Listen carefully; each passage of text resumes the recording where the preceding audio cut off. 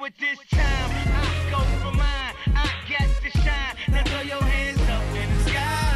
I go for mine. I get to shine. Now throw your hands up in the sky. And hello, everybody. Hello, and welcome to another This Week in Startups. It's episode number 32. It's Friday, December 11th, and it's 4:30 p.m. on the Pacific left coast. What an amazing week. Tyler, how is the week without me at work? Pretty relaxing. Pretty relaxing for people. And Exciting and relaxing. We were rooting for you from the sideline. right. So everybody knows it was a big week for me. My wife and I, on Tuesday morning, met our daughter, London Athena Kalakanis, and she came in at lucky 7 pounds, 11 ounces, interestingly enough. Born gambler. Like her dad. Takes after her dad, likes to gamble. Roll those dice, baby. I mean, what happens when your dad is like a gambler?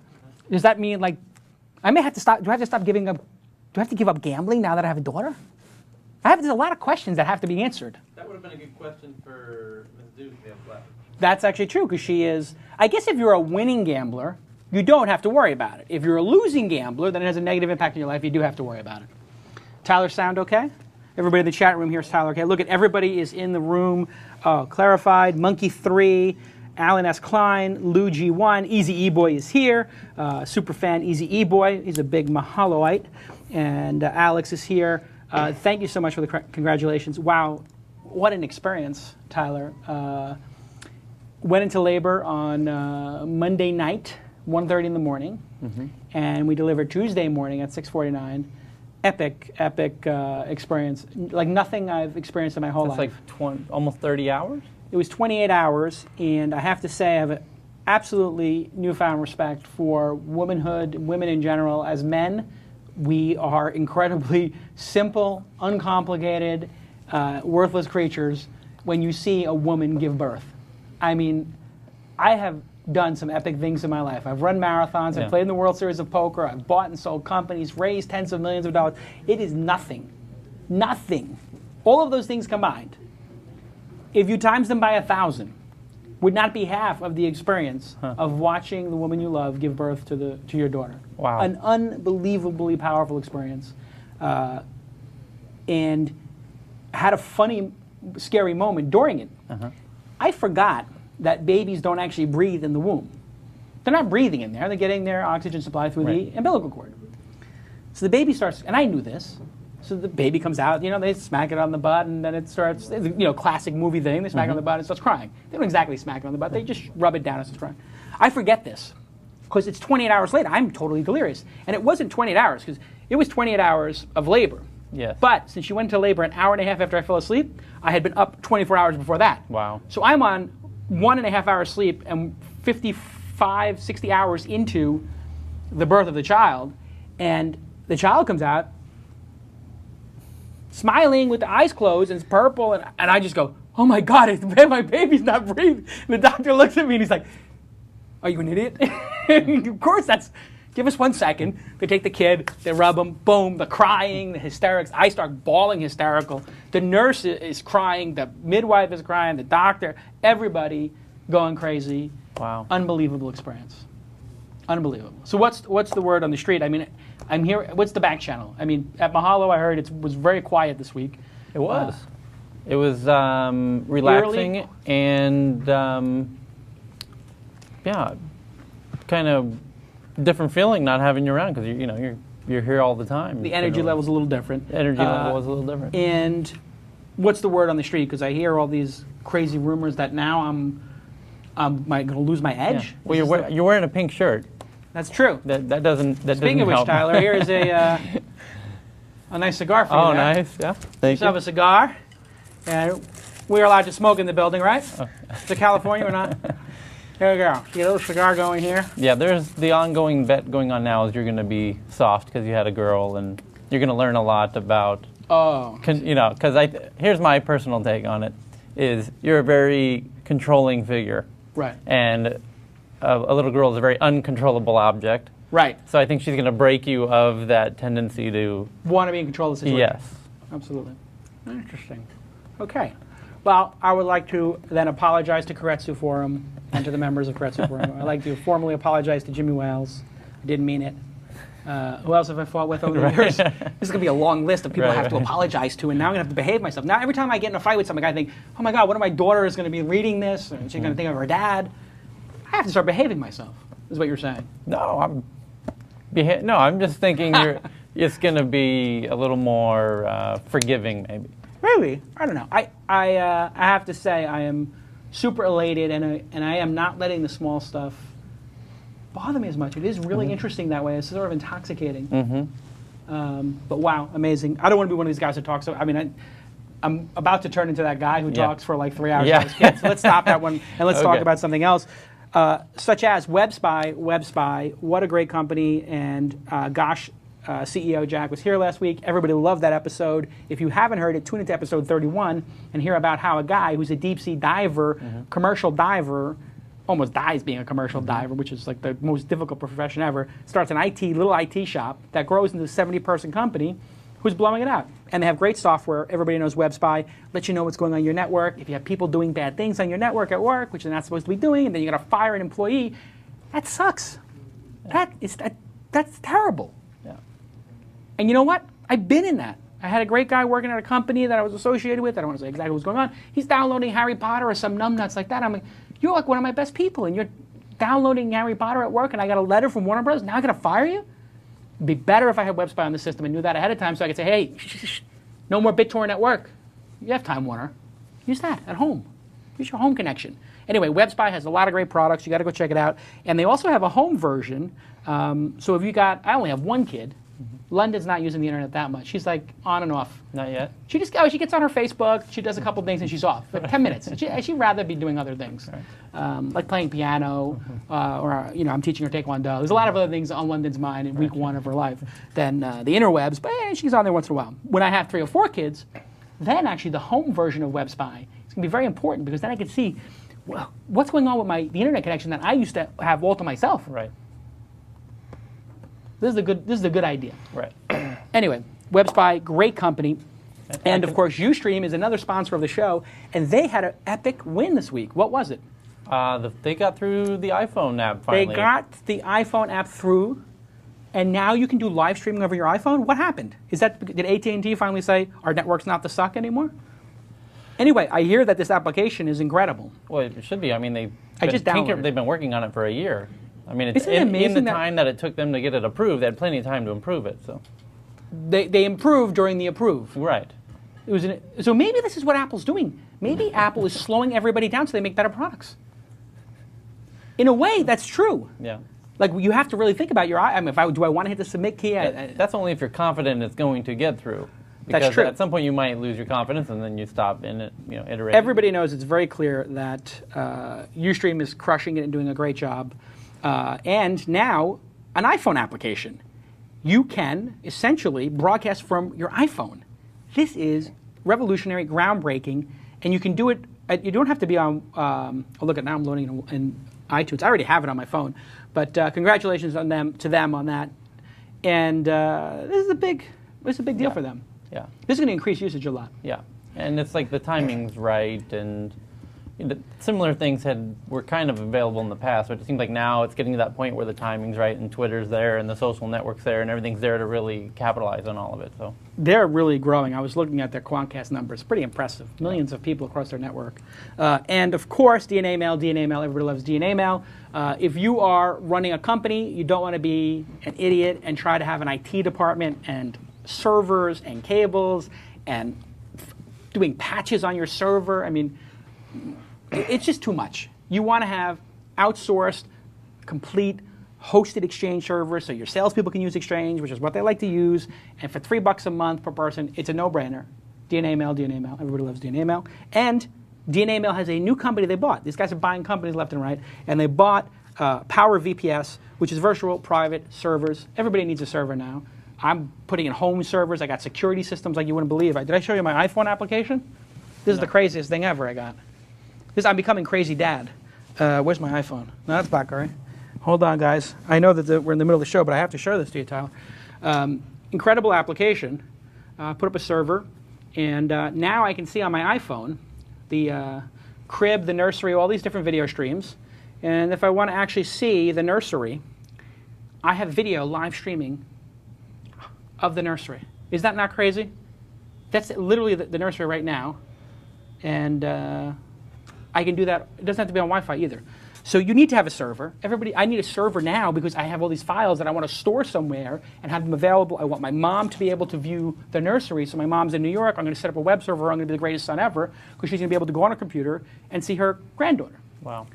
So everybody needs servers, and PowerVPS is a great place to get your server. And they're doing the most ridiculous giveaway in the history of the show. They're going to give 5 people who tweet at PowerVPS a server, not for a year, not for 2 years, not for 5 years, not for 10 years, for life. Oh, geez. Hold So on. there goes Tyler. Tyler's like, I want to get a server for life. I'm not PowerVPS, kidding. Hang on. So everybody thank at PowerVPS. Everybody go to PowerVPS and check it out. These are the same guys who bring you DNA mail. Now they're sponsoring 2 segments of the show. What an incredible deal. You get a 30-day money-back guarantee, and it's upgradable. It's everything that hosting should be. And if you tweet at PowerVPS between now and the next show, you can get hosting for life. Which is, I mean, what if with the new technologies coming out with biotechnology, we start living for 300 years? I mean, this could bankrupt PowerVPS. But it's going to only be 5 of you. But the 5 of you who get a free server for life is pretty dope. And you're going to like it. And of course, all of our TWiST viewers get 25% off for life. So if you sign up now and the prices go up later and you want to get more stuff, 25% off, which basically is probably their margin. What they're basically saying is anybody who watches the show is going to get their service at cost. I don't know that for a fact, but I would say 25% is probably somewhere around the margin is. Maybe 25, 35, 45, I don't know, maybe it's 15. So anyway, they're going to give, I mean, this is a really good mensch-like thing to do, 25% off for life if you use TWiST as your code when you sign up for PowerVPS. Now, on top of all this other great sponsor stuff that's going on, I have a very big special announcement. Do we have the special announcement thing? I know we used to have the special announcement.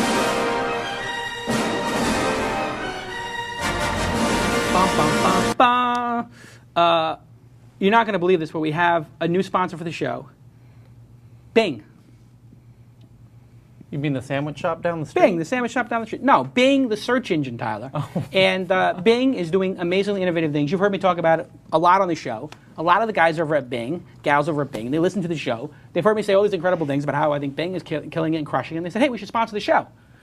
And it's true. And so Bing is awesome. We're competitive, I guess, in some way with Bing, but we get a lot of traffic from Bing.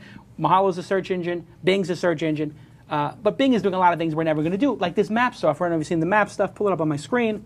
What an amazing map program. And you zoom in, and as you can see, it's beyond fluid. This is the latest technology. I guess it's their Silverlight technology doing this. But it's actually, you know, I haven't played with it enough to say it's better than Google's, but it certainly is smoother right now than Google's. And you can switch to this bird's eye view or to the aerial view, and really slick. So everybody go check out bing.com/maps. And over the next 10 weeks or so, we're going to explore all the different features of Bing, but very cool to have them as a sponsor. Very cool. It's kind of ridiculous. I mean, I understand we got DNA Mail, we got WebSpy, we got Ustream. These are like hustler, tiny companies, mid-sized companies, like they're providing services. But to get Bing, it's like a big national advertiser now is coming in, and that's great. It validates the show to a certain extent. I think it validates a lot of doing web shows in general. That's one of the biggest sponsorships in web show history. We don't even have a salesperson here. Yeah. And, you know, we get like 25,000 people are watching each episode now after a couple of months, you know. It's pretty amazing how many people are watching the show. Yeah. And it's just great that we have all this support because we're spending so much more money on the show. Now we got 2 full-time people working on the show. We're going to get a 3rd. And the quality level of the show goes up and up. And YouTube quality, Ustream quality. There's a ton of people who are making better quality video now on the web, so the show's looking better. I don't know if you saw the show on YouTube or on Blip. Mm-hmm. They both have much better HD quality. Yep. The show's looking better and better. Yep. So anyway, wow, what an incredible week. Thank you. And if you are a fan of the show and you listen to the show, you know it is your Geary, you know it is your humble honor to thank the sponsors. This is something that we innovated on. We created this new format where you thank the sponsors. So go on your Twitter account and thank at WebSpy, at DNA Mail, at Ustream, at PowerVPS, and at Bing. I'm assuming Bing has Twitter.Bing. You can check that. But anyway, if it's some guy named Bada Bing, Bada Boom from Jersey, whatever, it is what it is. We have a great guest on the program today. George Naspo is the CEO of KANO. Correct. Which is the parent company of DNA Mail. That is correct. Of PowerVPS. PowerVPS is actually Verticore, and PowerVPS is one of our products. PowerVPS is one of your products. And you guys emailed me before the show even started and said, we saw your tweet, or you were talking about doing a new show. Can we sponsor it? I was blown away. I'm like, how do you guys even watching my Twitter stream or whatever? But I said, sure, when we have a show, we'll figure it out. And you guys be sponsors, and you guys have been the longest, the most loyal sponsor of the show. And I, of course, appreciate that. But we go back. We know a lot of people together. You guys are backed by the venture firm Inside Venture Partners. That is correct. Which is the same venture capital group that invested in Twitter recently. Yes, they just put $50 million in Twitter about a month ago. Yeah, small investment. Part of the $100 million round. And that's a great, I know Devin Parekh over there. The great guy. Great guy. And that's like, is that the largest VC fund on the East Coast? It's in New York, right? It's over $1 billion fund. Yeah, the last fund they raised, I think they're over $3 billion now. It managed. And the last fund was 1.2, I believe. Wow. So they're doing very well. They're making a number of investments. From my perspective, they are excellent to work with. Yeah. They're not like hovering over you. Right. They're there to help you. So if you're stuck in the woods and you can't see the trees, they're there to help you. Yeah, give a little perspective. Absolutely. But they know they're not going to run the company on a day-to-day basis. Absolutely. That's the worst, is the meddling VC. No, they do not do that. They'll say, what do you need help on? Right. And if I need research into an area, like how we found Verticore. Yeah. I told them I wanted to move into the hosting and virtualization business. Right. They put a couple analysts on it. Ah. They found it. I went down, we did the evaluation of it, and made a determination that this would be a really good company to purchase. Right. And we acquired them last June. Right. It's growing very nicely for us. It's good when they have those analysts or something else. Like, they call and they will get you to give up information. And they always call me now. And so it's funny, a couple of weeks ago, maybe I shouldn't say that, but anyway, a guy from Inside Venture Partners must have been looking at, the content creation space, human-powered search space. So he emails me out of the blue, and it's like, hey, I'd like to introduce Inside Venture Partners. I'm just like, okay, this guy's probably been working there for about 6 months. He has no idea that I know everybody who works at the firm. So I forwarded it to Devin. I was like, Devin, you sent a guy to me, and then I look at the guy's profile, because I always look at the profile. I'm like, is this guy a partner, or he's an associate, whatever? So he's looking at an associate, and it says, formerly of the Secret Service. I'm like, this guy worked for the Secret Service? Well, that's interesting. So I emailed Devin. I said, Devin, you in the Secret Service now to look into my business? It was pretty funny. They have a number of very, very bright analysts that are very helpful to people like myself. And these guys basically just go and research the space to the point of absurdity, and then they give that report to like 3 people. That's correct. It's unbelievable, like the knowledge these guys have. An incredible amount of knowledge. And they're very helpful to people like myself. Right. I mean, it's like basically having a free Wall Street analyst working for you. It's incredible, the VC firms. That's a good job to get, actually. For those people who are like MBAs, or they want to get a really good job coming like a couple years out of school, if you can get an analyst job at a venture firm, analyzing tech companies and what they do, that's the road to becoming a great CEO, or working at a great company, or becoming a VC. It's a real big addition to your education. Yeah. Because you're talking to probably 30 firms a day, maybe more in some cases. And not only you're talking to them, but you're researching that technology. Yeah. And where could it fit in one of our 70 portfolio companies? Right. And that's what they're always looking for. Yeah. It's a good gig. So you've seen the show, obviously. You've been a big supporter of the show. The first segment we always do is Ask Jason. This has been going fabulously well, and I know that if I'm correct, this is the guy who called me today. I think he's from Brooklyn because it's a 718. Can we get Francis on the line? Yeah, I'm done. Okay. Now we get the little intro. My cell phone is ringing. And my phone is ringing. I'm turning off my cell phone here. Okay, quiet. Here we go. Speaker phone. La da da da da dee. Is this Francis from the 718? Hi, Francis, how you doing? this is Galata. Hi, Jason. You emailed me today. You had some issues. You wrote me a pretty long email. And I said to you, you should call into the show. You said it's kind of an emergency. I need to call in today. I got you on the show. Oh, I'm very happy you did. I'm very happy to be here. Okay, so you're calling from the 718, which means you're from Brooklyn? Yes, I am. Born and raised. Where in Brooklyn? I grew up in Park Slope. I'm living out in Kensington now. Oh, okay, very good. I grew up in Bay Ridge, and I'm living in Brentwood, which is, Brentwood is like very west part of Brooklyn. Francis, tell us, what is your question? What is your issue? Let's see if the TWiST community can help you. Well, I'm working on my first startup. It's called MacSupport.com. And I'm working with two partners from the Templeton Group who they do enterprise clients, and they would get calls, they do Mac support for enterprise clients, and they would get calls every day for home users. And so they couldn't help them. It just wasn't what they did. And these are people who either couldn't be helped by Apple or couldn't get to a store, and so we saw a need, and so we decided to set up a call center. And, we are been in business a couple of weeks now. Okay, so you got MacSupport.com, which is a fantastic fantastic domain name, rather. And Yes. People need help. This is a decent business because you know people need help. And what is the problem? You're having a hard time getting customers? Are you having a hard time? That's exactly the problem. We have good people. We have a very knowledgeable tech. We are want to eventually push towards 24/7. Be able to support incidents all the time. But right now, we're seeing a little bit more friction than we'd like. Actually getting the customers. Okay, so your issue is that you're having a hard time getting customers. I'm going to guess the reason is because paying $30 is a barrier, right? Yes. And I'm looking at your website now, pretty well designed. It looks somewhat professional. Could look a little more professional, I'll be honest. I think the logo could use a little bit of work. What I don't see on your logo or on the site is 100% money-back guarantee. You must have had this idea. You must have had this discussion. Why didn't you certainly include? Do. Why didn't you have a money-back guarantee?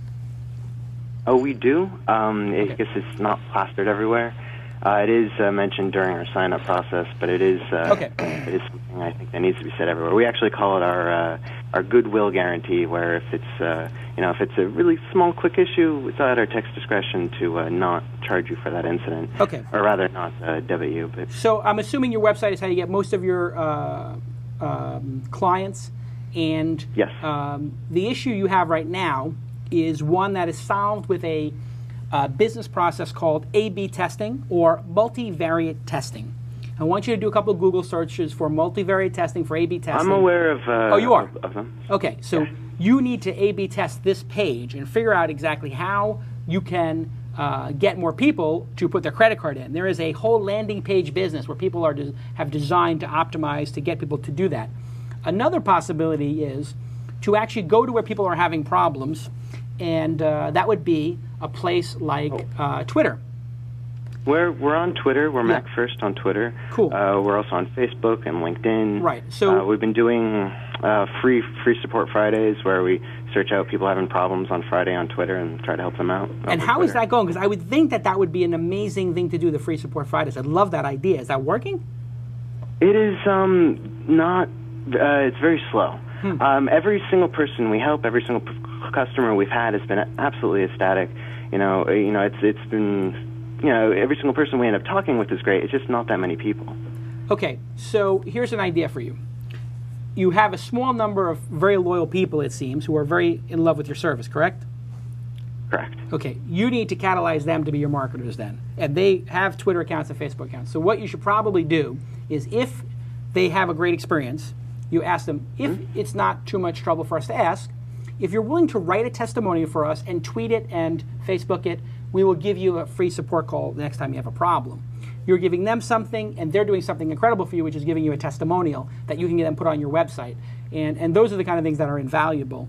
And going to where people have the problems, like Twitter, I think is going to really help. And so if people were to tweet, I had an amazing experience with MacSupport.com, I give it my highest rating if you have a problem.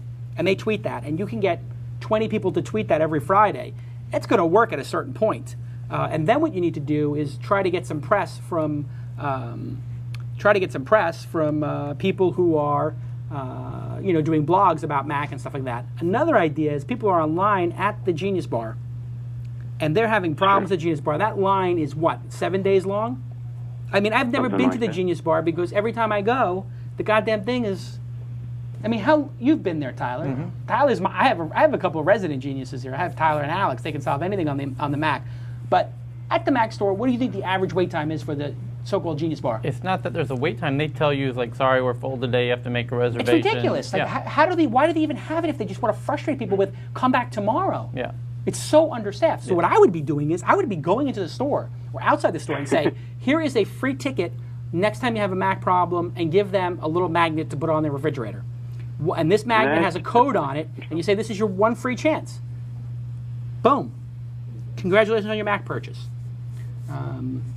But I think you're onto something. I think you got to be creative with the offers, and you're going after consumers, which means you're going to have to really be. We're advertising on Google and Facebook and other places. Those things, that's not working so well, I take it. No. Yeah, that's not going to. You need word of mouth. We have low traffic. Yeah, word of mouth is what's going to do it. What do you think?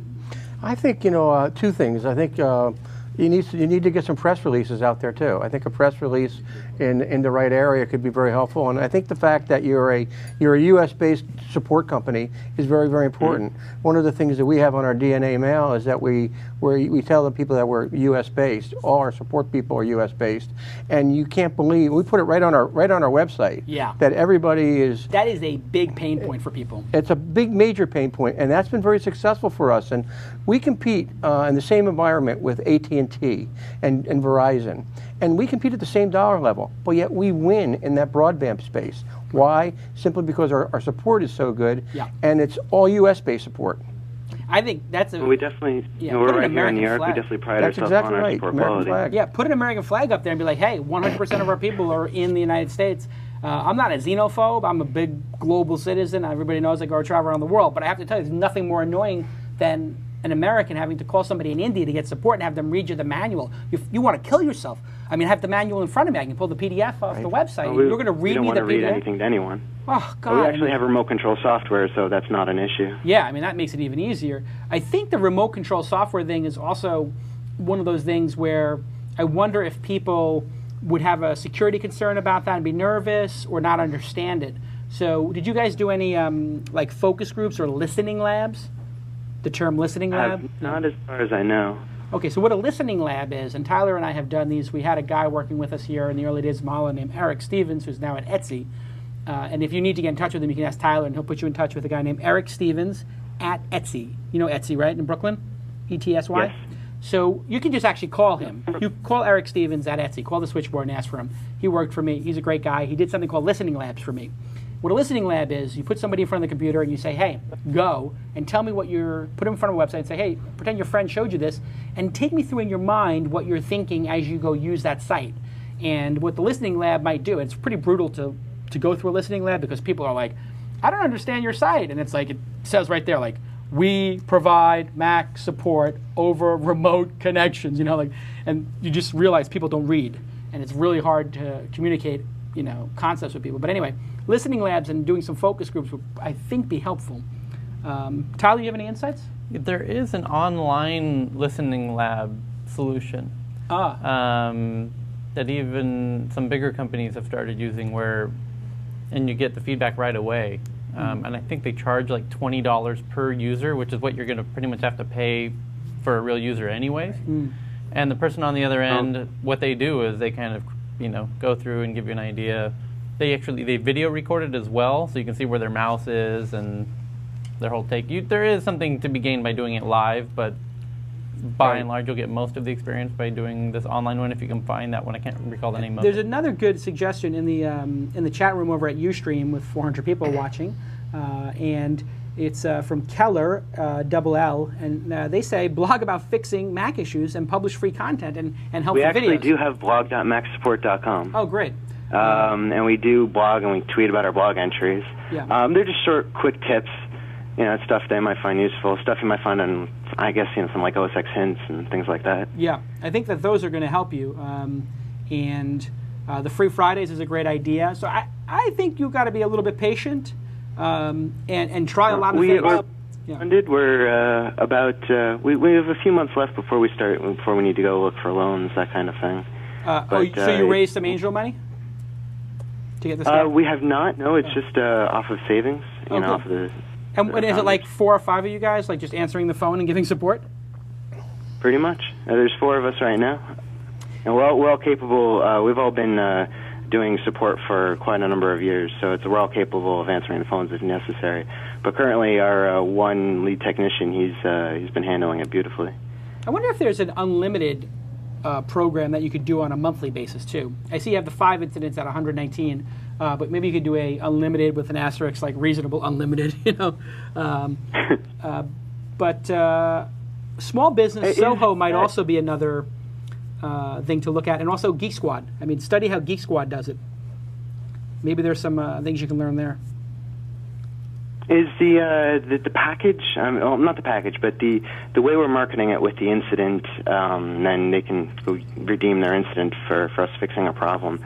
Is that, you think, do you have any thoughts on, I guess, the friction actually buying one of those and, if it was, getting people back? I think if it said right there, fix a Mac problem for $30 and money back guarantee, I would feel a little bit better about it. I might actually try it.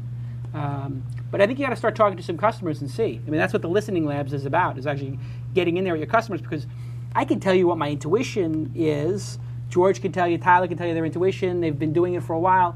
But really, you have to take a scientific approach.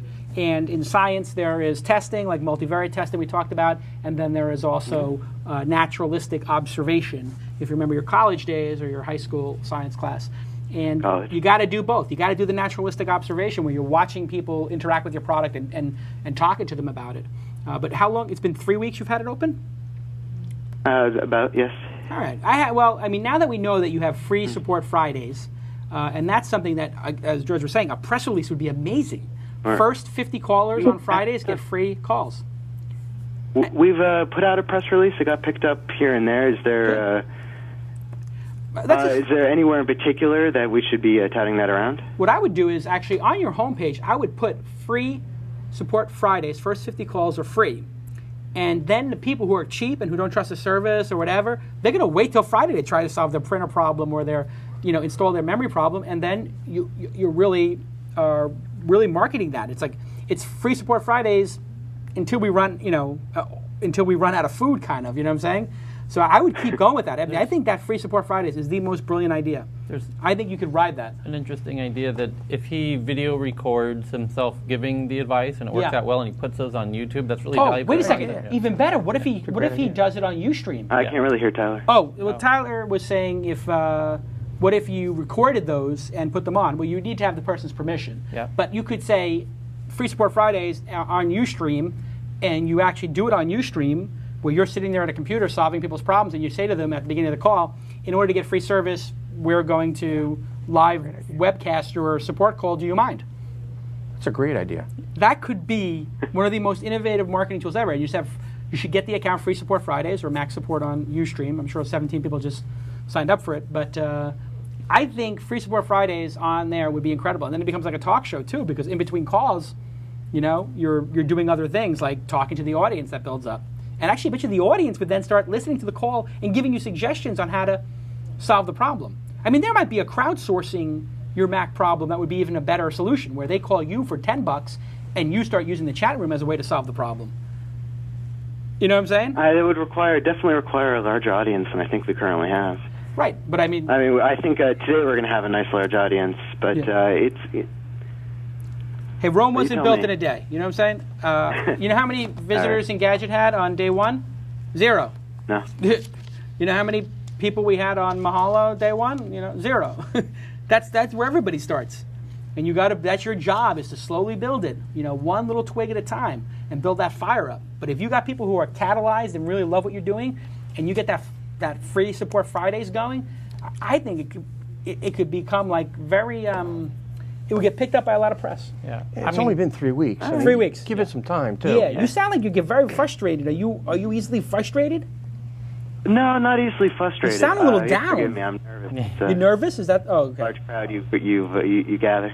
Oh, don't worry, but don't be nervous. But I'm saying, is this your first time as an entrepreneur? This is my first startup. I've had my own consulting company for a while. I've been going Wizard Computing. I've been going to people's homes and then small businesses and schools. And Yeah, okay. Well, this is like your quite a first while. entrepreneurial thing. And you have to be patient, and you have to bang your head against the wall, and you got to make 9 mistakes for every great innovation. And so what I hear in your voice a little bit is like, we tried that, we tried this. Sometimes you have to try it 5 times. Sometimes you got to knock on the door 5 times before somebody opens it. And the guy who's willing to knock 5 times is the guy who gets the door answered. You got to be resilient. And you got to try a lot of things, and you got to refine it and refine it and refine it. Mahalo has been a work in progress since we started it. Everybody made fun of it. Oh my God, it's not going to work. Not everybody, but some people thought it was brilliant, some people didn't. And we just iterated and iterated and iterated. And that's what you've got to do. You got to iterate. Oh, your homepage isn't perfect? It's a 6 out of 10 in terms of design? No problem. That means you have. You should have seen it a month ago. Exactly. That's the exact right attitude. Stay flexible. Stay flexible is good advice. These are all very good ideas. I'm very happy to hear them. My one worry is our funding we've only got a couple months left. Yeah. So I'm, You don't need a lot of funding for this. I mean, listen, ideas. You could build this off revenues. Make this a lifestyle business, make money from whatever your day job is, and slowly grow this until the point at which you have a model that shows it can scale, and maybe a model that shows that an investor would want to invest in it. Right now, the way you have this set up, it's not very attractive to investors because it's a service-based business. And service-based businesses have 2 lines. That it is. How cheap you can pay people, and then how much you can charge for them. And your entire life is trying to squeeze down the people who work for you and overcharge the people who are paying you. And it basically means your entire life is fighting with your staff and then fighting with your customers. That's a service-based business. That's why Jason's not in a service-based business. I would never be in a service-based business like that. When you're hiring bodies, it's one thing to have like a scalable service like DNA Mail or WebSpy where you're selling software as a service. That scales. You have 10 customers, 100 customers, 1,000 customers, 10,000 customers, 100,000 customers. It's essentially the same amount of work. You may have a bigger customer support line, you may have a bigger accounting department, but it scales nicely as opposed to, oh my God, I got a computer consultant coming in per hour. Then I got to say, this guy, you're only going to make $90 an hour. I got to bill you out at $270, and I live in between those 2 numbers. But anyway, you have a great domain name. How the hell did you get the domain name? It was actually owned by a small Mac shop in Africa, and they owned it for a number of years. And then Tony, one of the founders from the Templeton Group, every year just asked him, are you doing anything with it? Are you using it? I'd like. How to buy much it did he from buy you. it for? And I don't know, but I'm sure it was worth quite a bit. Jesus Christ, that's the greatest domain name ever. MacSupport.com? So this is what I'm saying. Yeah. I mean, that's resiliency. I mean, year after year, banging on the door of some dude in Africa to get a great domain name, that's entrepreneurship. I love that. Our 2 founders, Tony and Paul, they're absolutely wonderful to work with. They definitely have a good level head on their shoulders when it comes to this. All right. Well, this is a great 20-minute Ask Jason. A lot of good ideas came out. George, great ideas. Tyler, great ideas.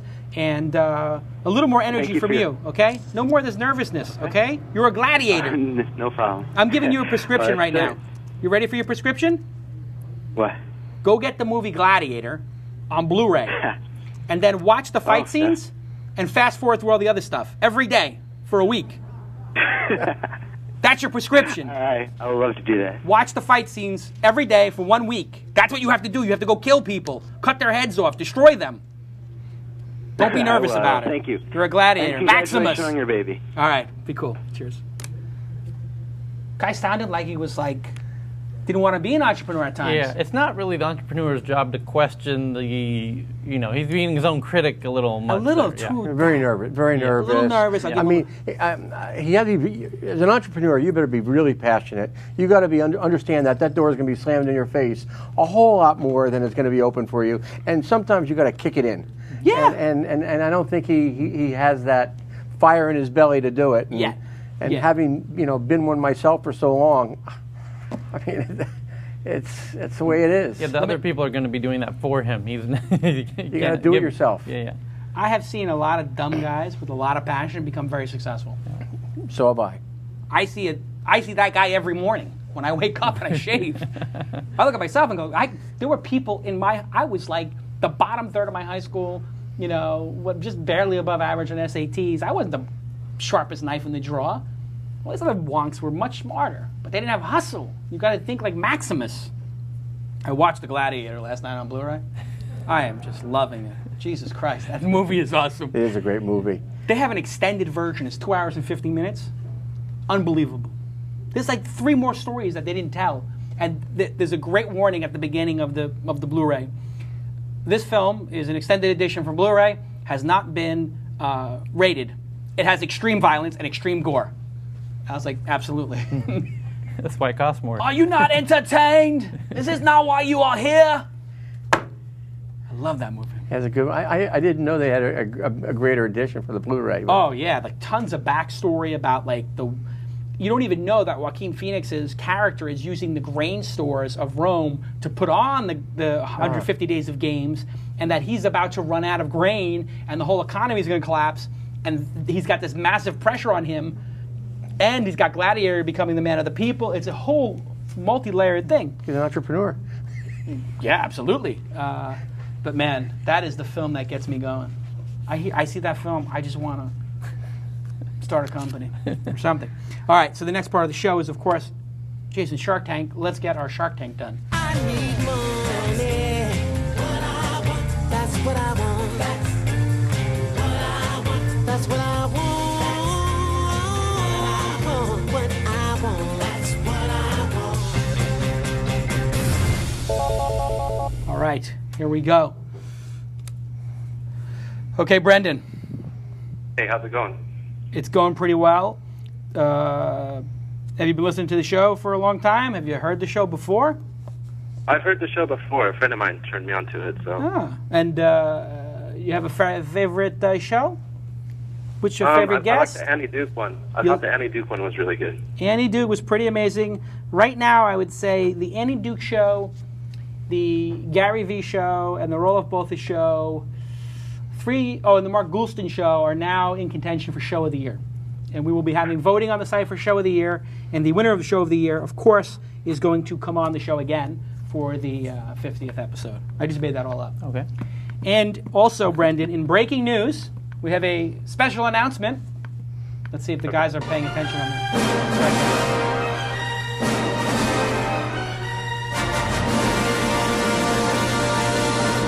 And pull up my screen. How has in the team here? Come on, guys. What's that? Did we lose Ustream? I think we lost your screen. Oh, we lost my screen? Oh, okay. Oh, I thought you said we lost Ustream. I'm like, that's impossible. Ustream is like rock solid. Yeah. No, we just lost. Oh, just lost my laptop screen? All right. Hold on, Brendan. We have a breaking news story. Okay, so now I try pulling up my screen. And there you have it, folks. Tiger Woods is taking an indefinite break from golf. I am deeply aware of the disappointment and hurt my infidelity has caused so many people, most of all my wife and children, he said. I want to say again to everyone, I'm profoundly sorry, blah, blah, blah, blah, blah, blah, blah. And he is taking an indefinite break from golf. He's got to put his putter to rest. Absolutely. It's time to take a break. Gosh, you know, you can be very successful in life. I just want to give a side comment here. You can be extremely successful in life, but that doesn't forgive being a jerk, you know, a DB, you know. You have to still be a good guy. Well, he's going to end up giving half of his earnings away anyway. That's not even the case. I mean, it's basically, he's not even, who cares about money? Yeah. You have to be a good person in life, you know. This person has got a sickness, I mean, whatever. Guys saying they have a sickness is a little bit weird, but gosh, what a terrible thing to do. Like, get yourself together, Tiger. Really? Dude. Really? Not cool. I mean, and now he's going to give up golf? I don't even understand that. I mean, anyway. So, Brendan. Yes. You're on the Shark Tank. You have 60 seconds to pitch us. Sorry for the little side thing. I just had to pull it up because it seemed very interesting. And we're going to do a show at some point, Tyler, where we read the newspaper. And then but it's not going to be This Week in Startups because I don't want to get all political on This Week in Startups. Except the Andy Duke thing got a little bit political at the end. And I guess I got an email from somebody who was like, hey, you got a little political during the Andy Duke discussion about people's losing their home and stuff like that. Do you not care about poor people? And I'm like, care about poor people? Like, I was poor people for a long time. Of course I care about poor people. Like, but the point was, people shouldn't have bought houses that were ridiculously expensive. That was, I think, the point Andy Duke and I were making. Of course, I feel sympathy if anybody loses their house. But if you bought 3 or 4 or whatever, a house that was 1,000 times or 100 times what you can afford, you're dumb. You need to be more intelligent and make responsible financial decisions, correct? That's all the point was. And then I told it to the person, they're like, oh, okay, cool. So, Brendan, you have 60 seconds. George has been an entrepreneur for a long. How long have you been an entrepreneur? Pretty much my entire career, I've worked in small startups. Small startups. The only time I worked out of a small startup, I went for Motorola for about 6 years and almost pulled my hair out of my head. Yeah, that'll kill you. It would almost killed me. When I went back into, I've been in basically communications, data communications, wireless data communications. We were on the bleeding edge in a lot of these things, and frankly, it's either in your blood or not. And I love doing it. So you've done multiple startups. You've been backed multiple times by Insight Venture Partners and big venture capital firms. He's got a lot of connections with a lot of big VCs who trust him with tens of millions of dollars to make major acquisitions and run these companies. I know a couple people in the industry. Tyler knows me, and Tyler knows some people now. And he's a good judge of good ideas. Brendan, you have 60 seconds. Go. Okay. My product that I want to be pitching to you today is actually a product I've been working on for the past year. It's called musictrainer.com. And what it is, it's video music instruction for guitar, bass, drums, keyboards, music theory, ear training. Like I said, the lessons are going to be primarily video-based. In addition to the video instruction, there's going to be a PDF curriculum that's contextual to each video. Also, forum support for that is going to be provided to like the community of users, and also the instructors are going to be pretty active within the forums. The site's going to be monetized through AdSense, and actually through the PDF, I have the ability to put in print ads within the PDF curriculum that they're putting out for the lessons. Okay. I mean, it's a pretty simple model. I live in Southern California, so I have access to a lot of like musicians that are active within the industry, with anything from like the jazz fusion scene to the pop rock scene. Okay.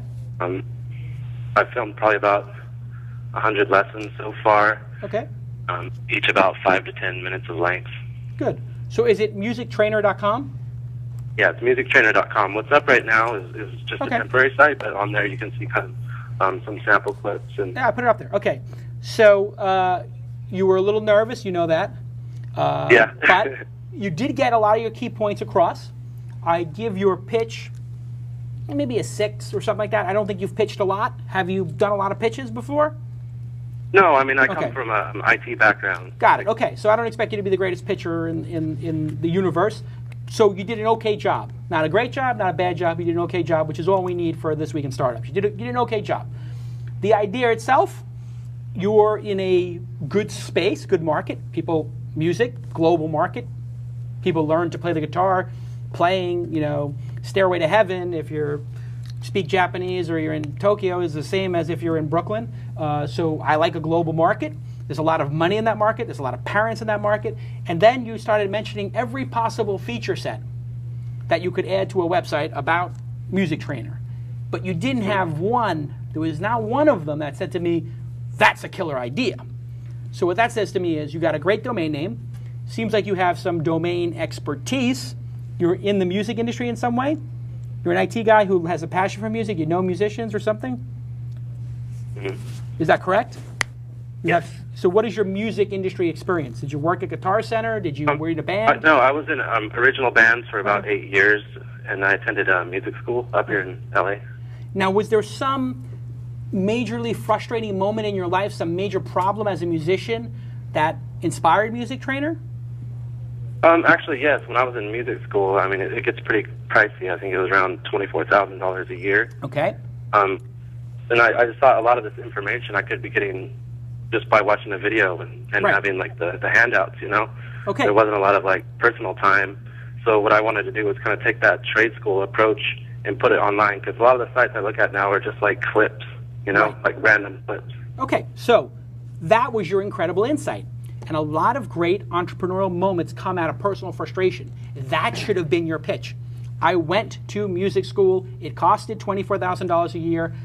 It was way overpriced. There's got to be a better solution. The web is the best solution. And here are the components of what will take a $24,000 education and make it a $2,400 or a $240 education. Something like that. And then something that leverages the latest technology, you know, the latest innovations that will give you what they call leverage. Something that will make your service either better, cheaper, faster, or more easily available. George, you had some ideas. Yeah, I think one of the things that's interesting, there's a bunch of online universities right now, Yep. such as Capella and others, and companies like Insight is even investing in some of these. And they're more university oriented, but this is something that is geared specifically towards music.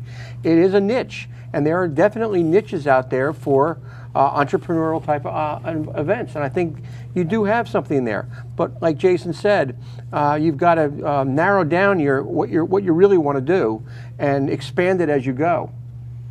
Yeah, I think we're looking for a little something more inspired.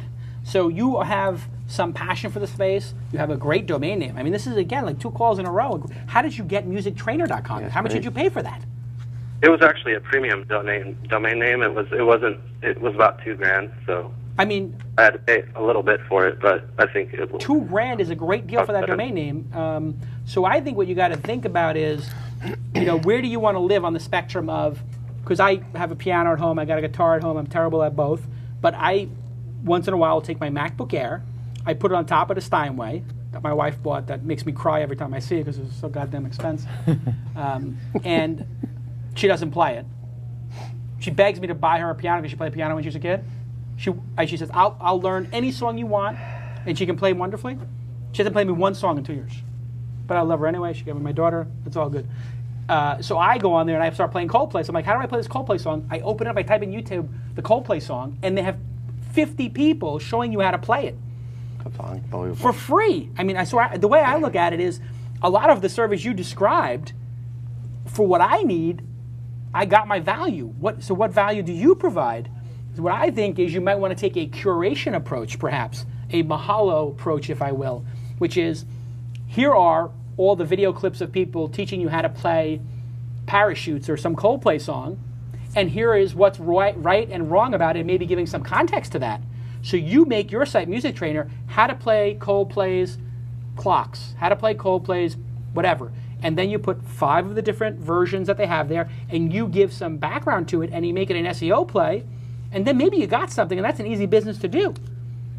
That might be a business I would invest in. Yeah, Or- I think the main thing that Music Trainer would differentiate from like some of the people on the YouTube clips is, as a musician myself, when I go look at something on YouTube, they're not always the best players, and they're kind of teaching a lot of the wrong things or the wrong ways to play it. Well, You know, and it's, So what you should do is, for a schmuck like me who wants to play the song, if I do a Google search how to play clocks and yours comes up high and you're saying here are the 5 versions, this one is the most technically correct, this one is the easiest to play, and this one is, I might actually get a better education, because how the hell would I know? I'm never going to, I look at the YouTube thing, you know how I pick which one to do? I sort it by view count, and I look at which view has the best view of the keyboard. That was how I picked it. I have domain expertise here. I tried to do this, and I picked it based on which one had the best angle of the keyboard, because they don't show you the sheet music or anything like that. So there's a problem out here that I've discovered, which is plenty of ways to play, but I don't know if I'm doing it right. You've discovered a problem, which is those videos are not good, but there's some good, there's some bad. Maybe there's peanut butter and jelly here between our 2 ideas, and you can come to something else. Maybe I go to that page, it says, here are the clocks ones, and then it says, click here to get a tutor to teach you how to play clocks. $10.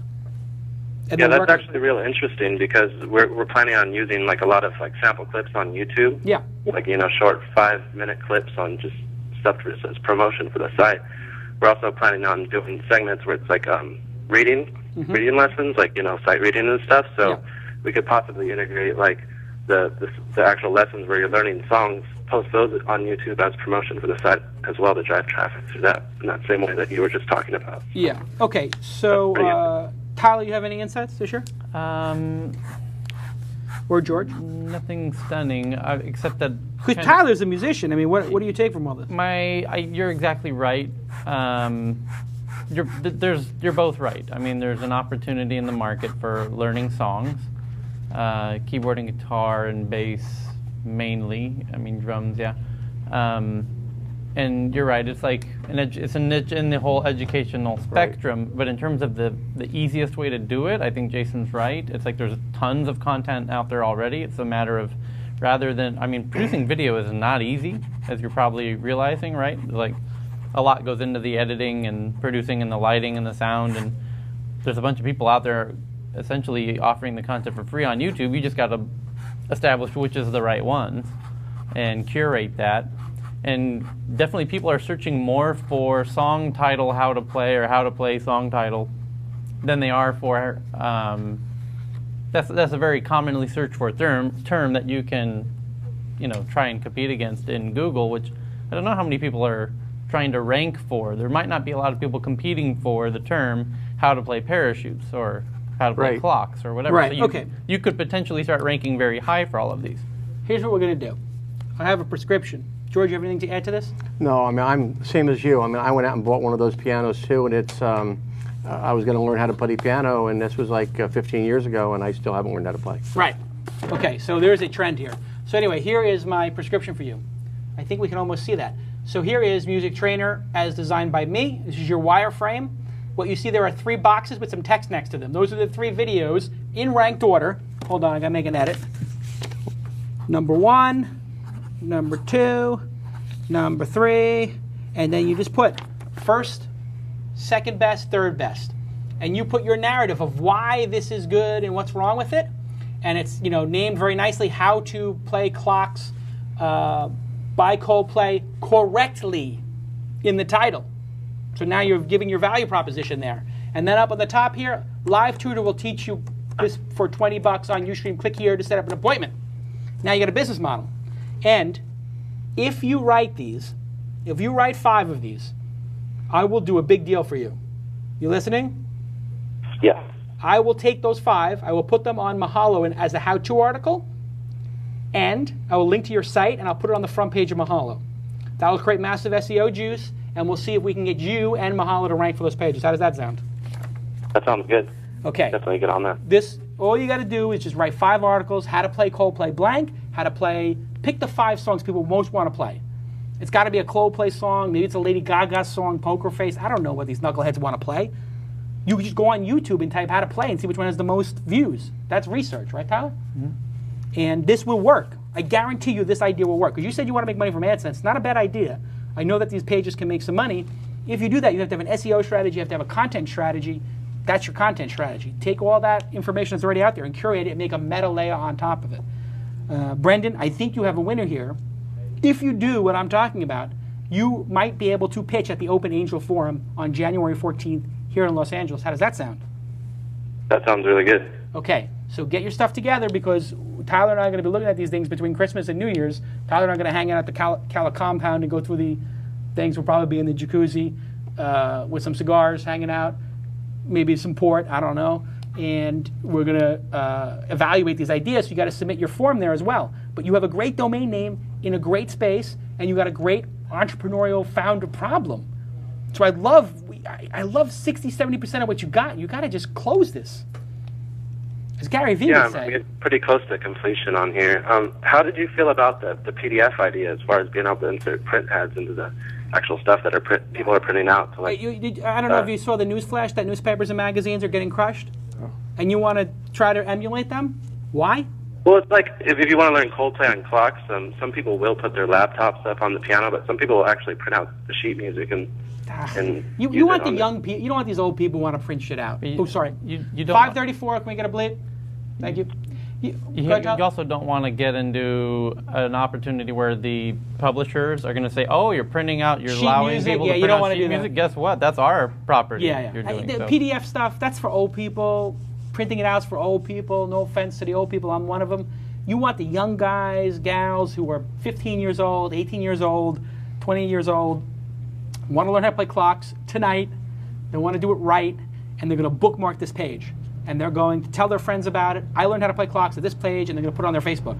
That's the audience you want. That's the growing audience. Those people have time on their hands. Old people have kids. They don't have time. You're changing diapers, for God's sake. Right, Brendan? Yeah. Forget about No, that. Forget about yeah. print ads. And then you're going to have the time to go sell print ads?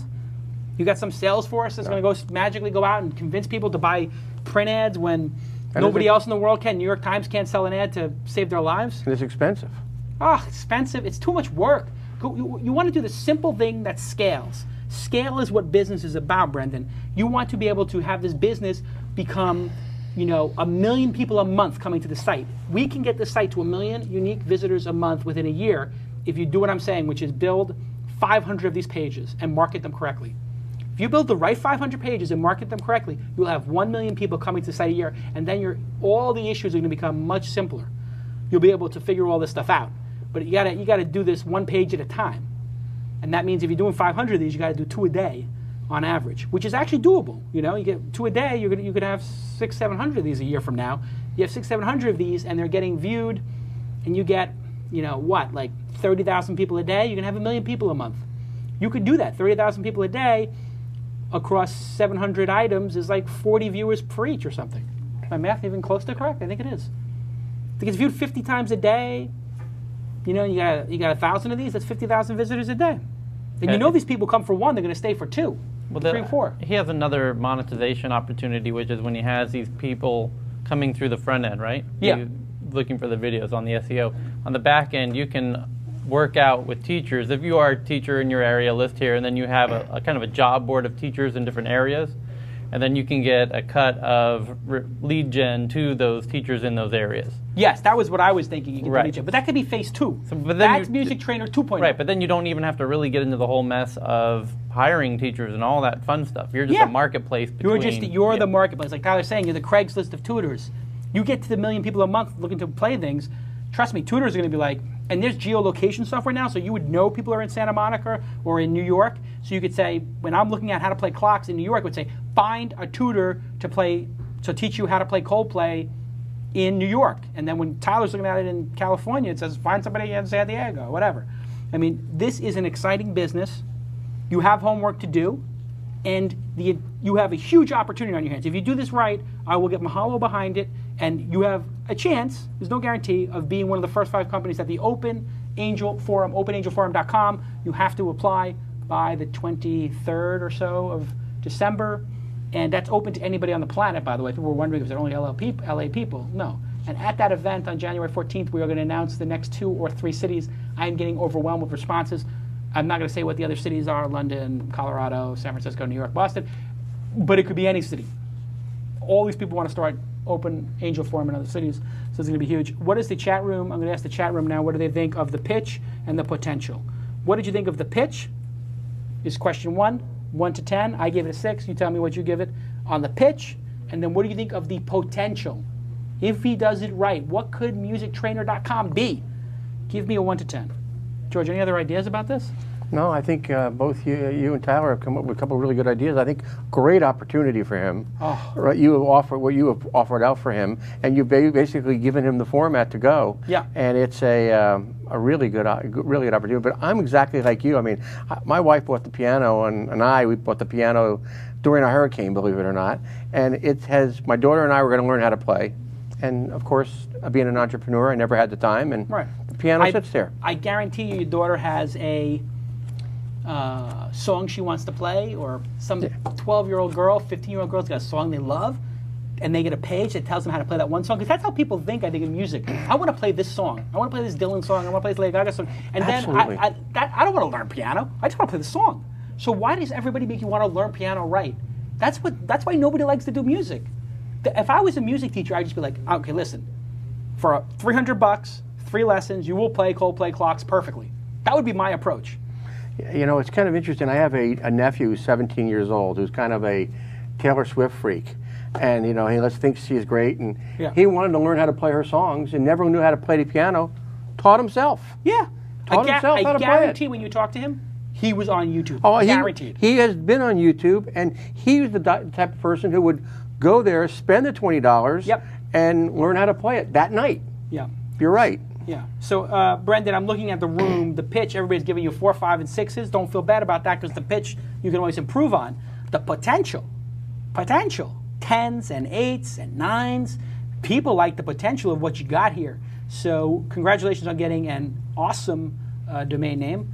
And, yeah, you got something. I really like your idea. And I think that Thanks a lot. I was just wondering, could I ask just one question real quick? Sure, go ahead. I was also thinking about applying this idea to different kind of trades, like culinary. Like I own ChefTrainer.com and Art Trainer, like all the like the larger like vocational trades. That's great. We pay. Yeah, so you got to Okay. come up with a Back to the formula. education. That's what I'm talking about with scale. You have to come up with a formula that works, number one, and then after you have the formula that works, then you have to move on to phase 2. Phase 2 is scaling your business. I like this business. If you do this, I will run your pages on Mahalo, split revenue with you. I think it's genius. I think you're in the right spot. Okay. I think you got great domain names. You just need to get these disparate pieces together. What do you have a day job? What do you do? No, not right now. I like I said, I used to work in the IT field. I quit my job there and I moved up here and finished up music school. Then after I graduated from school, I just kind of sat around trying to think of what I wanted to do in my life, and This I is, kind of combined the computer and music and education. So This is why the recession is a great thing, because everybody says, oh my God, everybody's out of work, it's so depressing. You know what happens? People are out of work, they come up with great ideas Great ideas. to make themselves a job. You are the American dream, Brendan. I hope that you do this. Nothing would be more crushing than for you to get off the phone and then just go watch reruns of Law and Order and eat Stan's Donuts. I have a I'll prescription get right for you. on to producing some Coldplay clock content for you. So I have a prescription for you. Are you ready for it? I'm ready. Get the movie Gladiator. And Okay, then ready. I want you to watch it every day, just the fight scenes. Fast forward through the other nonsense. On Blu-ray. What is your prescription, Brendan? To watch Gladiator, the fight scenes Every day for a week. every day. For a week, yes. You have to listen to the doctor. If you do not take the pill every day, it's not going to work. You're not watching the fight scenes once. You have to watch them for one entire week, back to back. If you miss a day, you've got to start over 7 days in a row. The Gladiator builds up in your system, like Motrin. Okay, take care, sir. Good job. Two good callers. He had some really great ideas with some of the other things he had as well. I might invest in this company. Did I talk about the angel investment I made? No, not yet. Okay, we'll talk about that during the news. Pretty good calls, huh? Really good call. Very good ideas. Is being an entrepreneur the greatest thing in the world? I mean, I tell you, I feel blessed that I've actually done that. I had a father who worked for RCA for 35 years, and I'm sure he was very, very happy with his job. I love getting up in the morning and going to work every day. And the fortunate thing is I have a wife who has been supported me throughout this whole thing. critical. Because when you're an entrepreneur, you write checks, you go without paychecks, you do all sorts of unusual things. So you have to have a good spouse along with you, but it is the most exciting thing. And I have so many friends now that go to work in the morning that aren't happy every day. And I can't wait to get there every day. And I do a lot of traveling. My home is actually in Newport, Rhode Island, and I've got facilities in Los Angeles, Salt Lake City, and Northern Virginia. So I got to get up and get on the airplane and go wherever I'm going. And it's exciting for me. And then coming here and meeting people like yourself and Tyler, and it's exciting. This has been a great week. And you don't have to be just the CEO to be entrepreneurial. This is another big myth. While I do tell everybody, hey, go do it, start a company. There's entrepreneurial people in every company. We have developers here who are some of the most entrepreneurial people I've met. They're thinking about ideas constantly, how to grow the business. I got ridiculous people who work for me who are so awesome because they're developers and they're arguing and debating the finer points of user interface and design with me. Then I got designers talking to me about business ideas. I got Tyler talking to me about culture and strategy and partnerships. I mean, it's great when you have everybody in the organization can be entrepreneurial. I'm assuming that you try to run your companies like that as well. We have to. I mean, I can't. I don't have all the answers for everybody. I need people to bring new ideas. everything is changing so fast today Yeah. that I can't read everything. Right. So I need content coming from other people to me as Right. well. And I've got a management team that's taken me a couple years to get together. Right. And now we work well together. Right. And we challenge each other. And they turn me on to shows like this. Right. And I learn more from that. Yeah. And so when I go out and look at other opportunities, other acquisitions, I learn a whole lot more, and I can ask a whole lot more. Yeah. And even when I sit down with the likes of an AT&T or a Verizon, which are large businesses that move very slow, Right. and then I talk to somebody like a Google who selects KANO to be their partner on Google Apps, that's a big deal. Right. Well, how did we do that? Well, they didn't select us because we were old and staid, and Right. we selected us because they found us young, non-traditional, really. Right. And that's what's exciting about it. Let's talk about acquisitions for a second, because we've had now 30 plus shows. We never actually had anybody on the show who's in the acquisition sort of space. How do you know if you should buy a company or not? Because you do this process, this due diligence that we've brought up on the show before. I've sold 2 companies. How do you know when you're doing that due diligence process? You've looked at the company, you go in there for a couple of days and you start looking under the covers. What do you look for in due diligence, and what is due diligence to you when you're buying companies? Well, we want to see basically the product or services that they have, just what type of base do they really have. And then the other thing is the people. Right. The people are really what you're really buying. Right. And do they want to stay with the business? Because if they want to just sell the business and leave, I'm not interested. Right. I need them to stay there and run the businesses and help us drive the businesses. Then we look at basically how have they done for the past 2 years. Right. And are they growing? Are they not growing? Why aren't they growing? We don't want to go into a business. We want them to have some sort of positive EBITDA to get going. Right. And if they don't, then I can't afford that because I'm a small business. Right. And I'm buying it with debt. Right. Okay, so that financing was 4 years ago was great. Today it's a little bit tougher. So debt financing, so people know, is you take a loan, and Right. there's tons of venture financing companies out there who will give a venture-backed company $5, $10, $20 million to Correct. buy something with $1 million in revenue or $2 million in revenue and scale it. Right. And then what do they get that's different than a bank just giving a loan? Well, their interest rates are pretty interesting. They Yeah. make some very big money on the interest rates. Sometimes they even get some warrants into the business. And a warrant is an option to buy a share at a low shares. price. Right, that is correct. Yeah. And sometimes they even want to have a board seat depending on how much they invest. And so you have to be very careful on when you do an acquisition. Right. And I even bring my auditing firm in to help us out. Even though it's going to cost me $100,000 or so to bring them in, it's important to me. So I can look at some other things that I might miss, because sometimes when you're looking at an acquisition, you get so involved in the deal and you're so excited about start the losing deal, the objectivity. you lose your objectivity. Right. It's like when you go drive a car. Now you've been in the car you drove the Tesla, you saw all these great features, you're vested in it, you've test driven it, you told your friends you might buy it. And then you really want to do it. Really want it. You desire it. We've done three deals at KANO, and I walked away from one at the 11th hour one time. That was tough to do because we had a lot of time invested in it and emotionally invested in it. But now when I look back at it a year later, it was the smartest thing we did.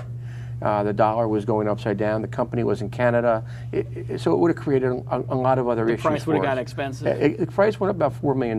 Right. When the dollar went the other way. Crazy. So Did you ever think we'd be in that position? Talking never, about the dollar ever. being the weak currency? Yeah, it was Holy cow. kind of interesting. But Yeah.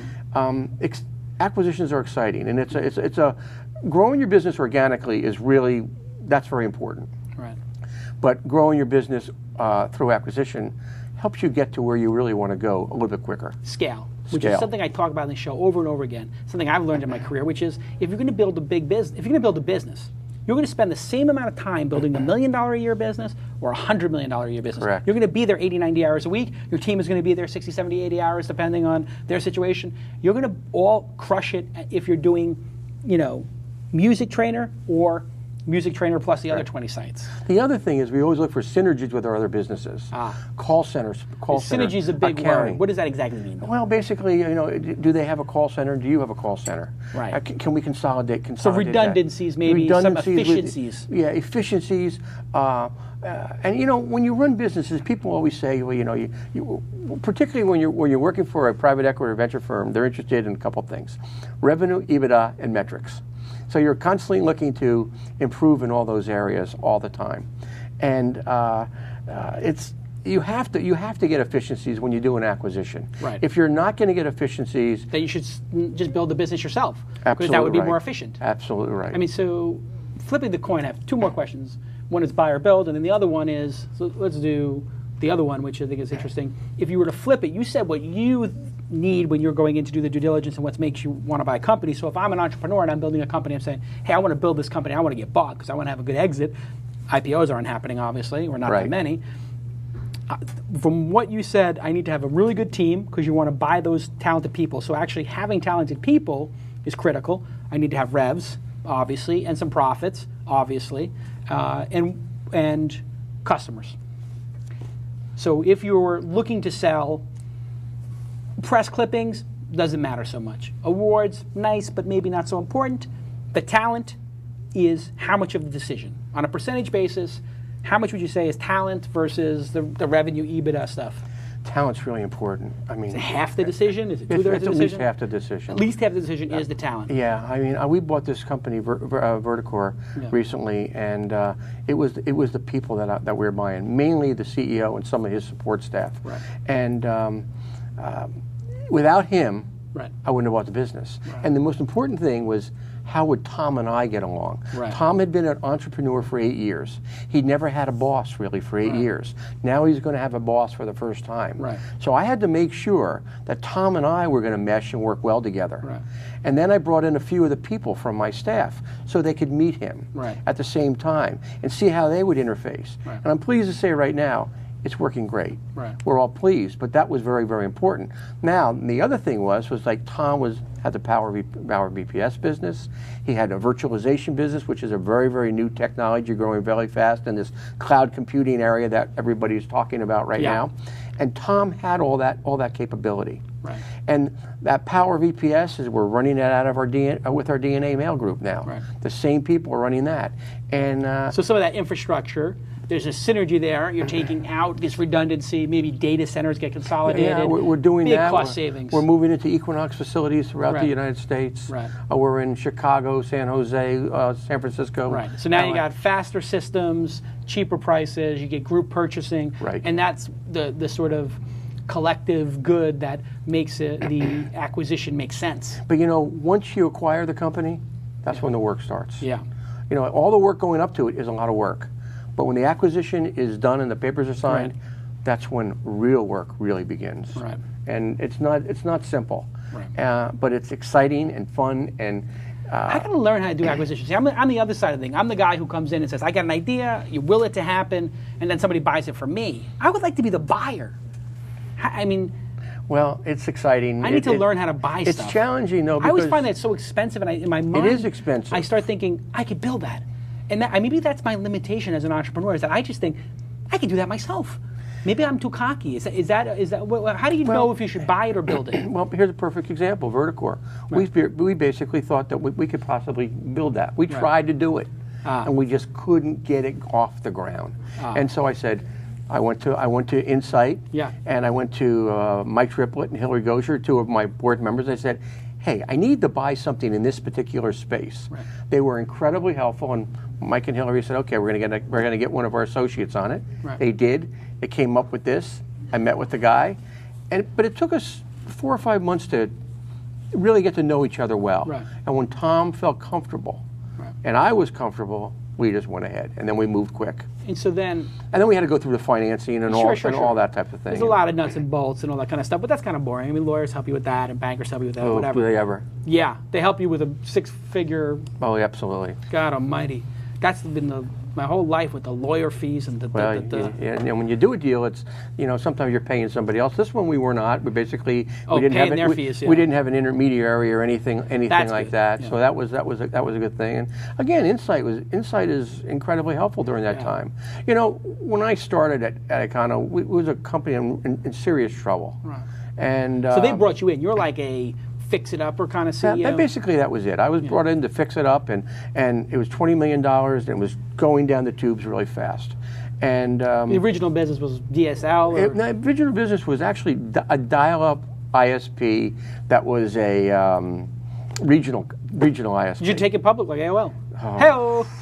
Interesting, AOL. Timmy Armstrong's a friend of mine. Yeah, he's great. Timmy went to prep school with my son. So, oh, you're kidding? No, they're really good friends and great guy. And he's a good guy. And Timmy's going to do a good job. Yeah. But, well, the expectation is so low, right? And it went out at such a low price. I think Henry Blodgett had in Business Insider had a great insight, which is he looked at it and said, "This is $1 billion worth of assets he's going to sell in the first 2 years.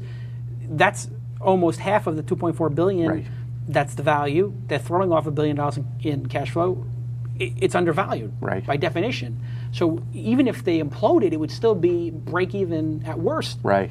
So that's a great thing as an entrepreneur to have the expectation set so low that you can price your options low. Tim's a very bright guy. Yeah. Tim didn't just jump into this and say, he knew what he was doing.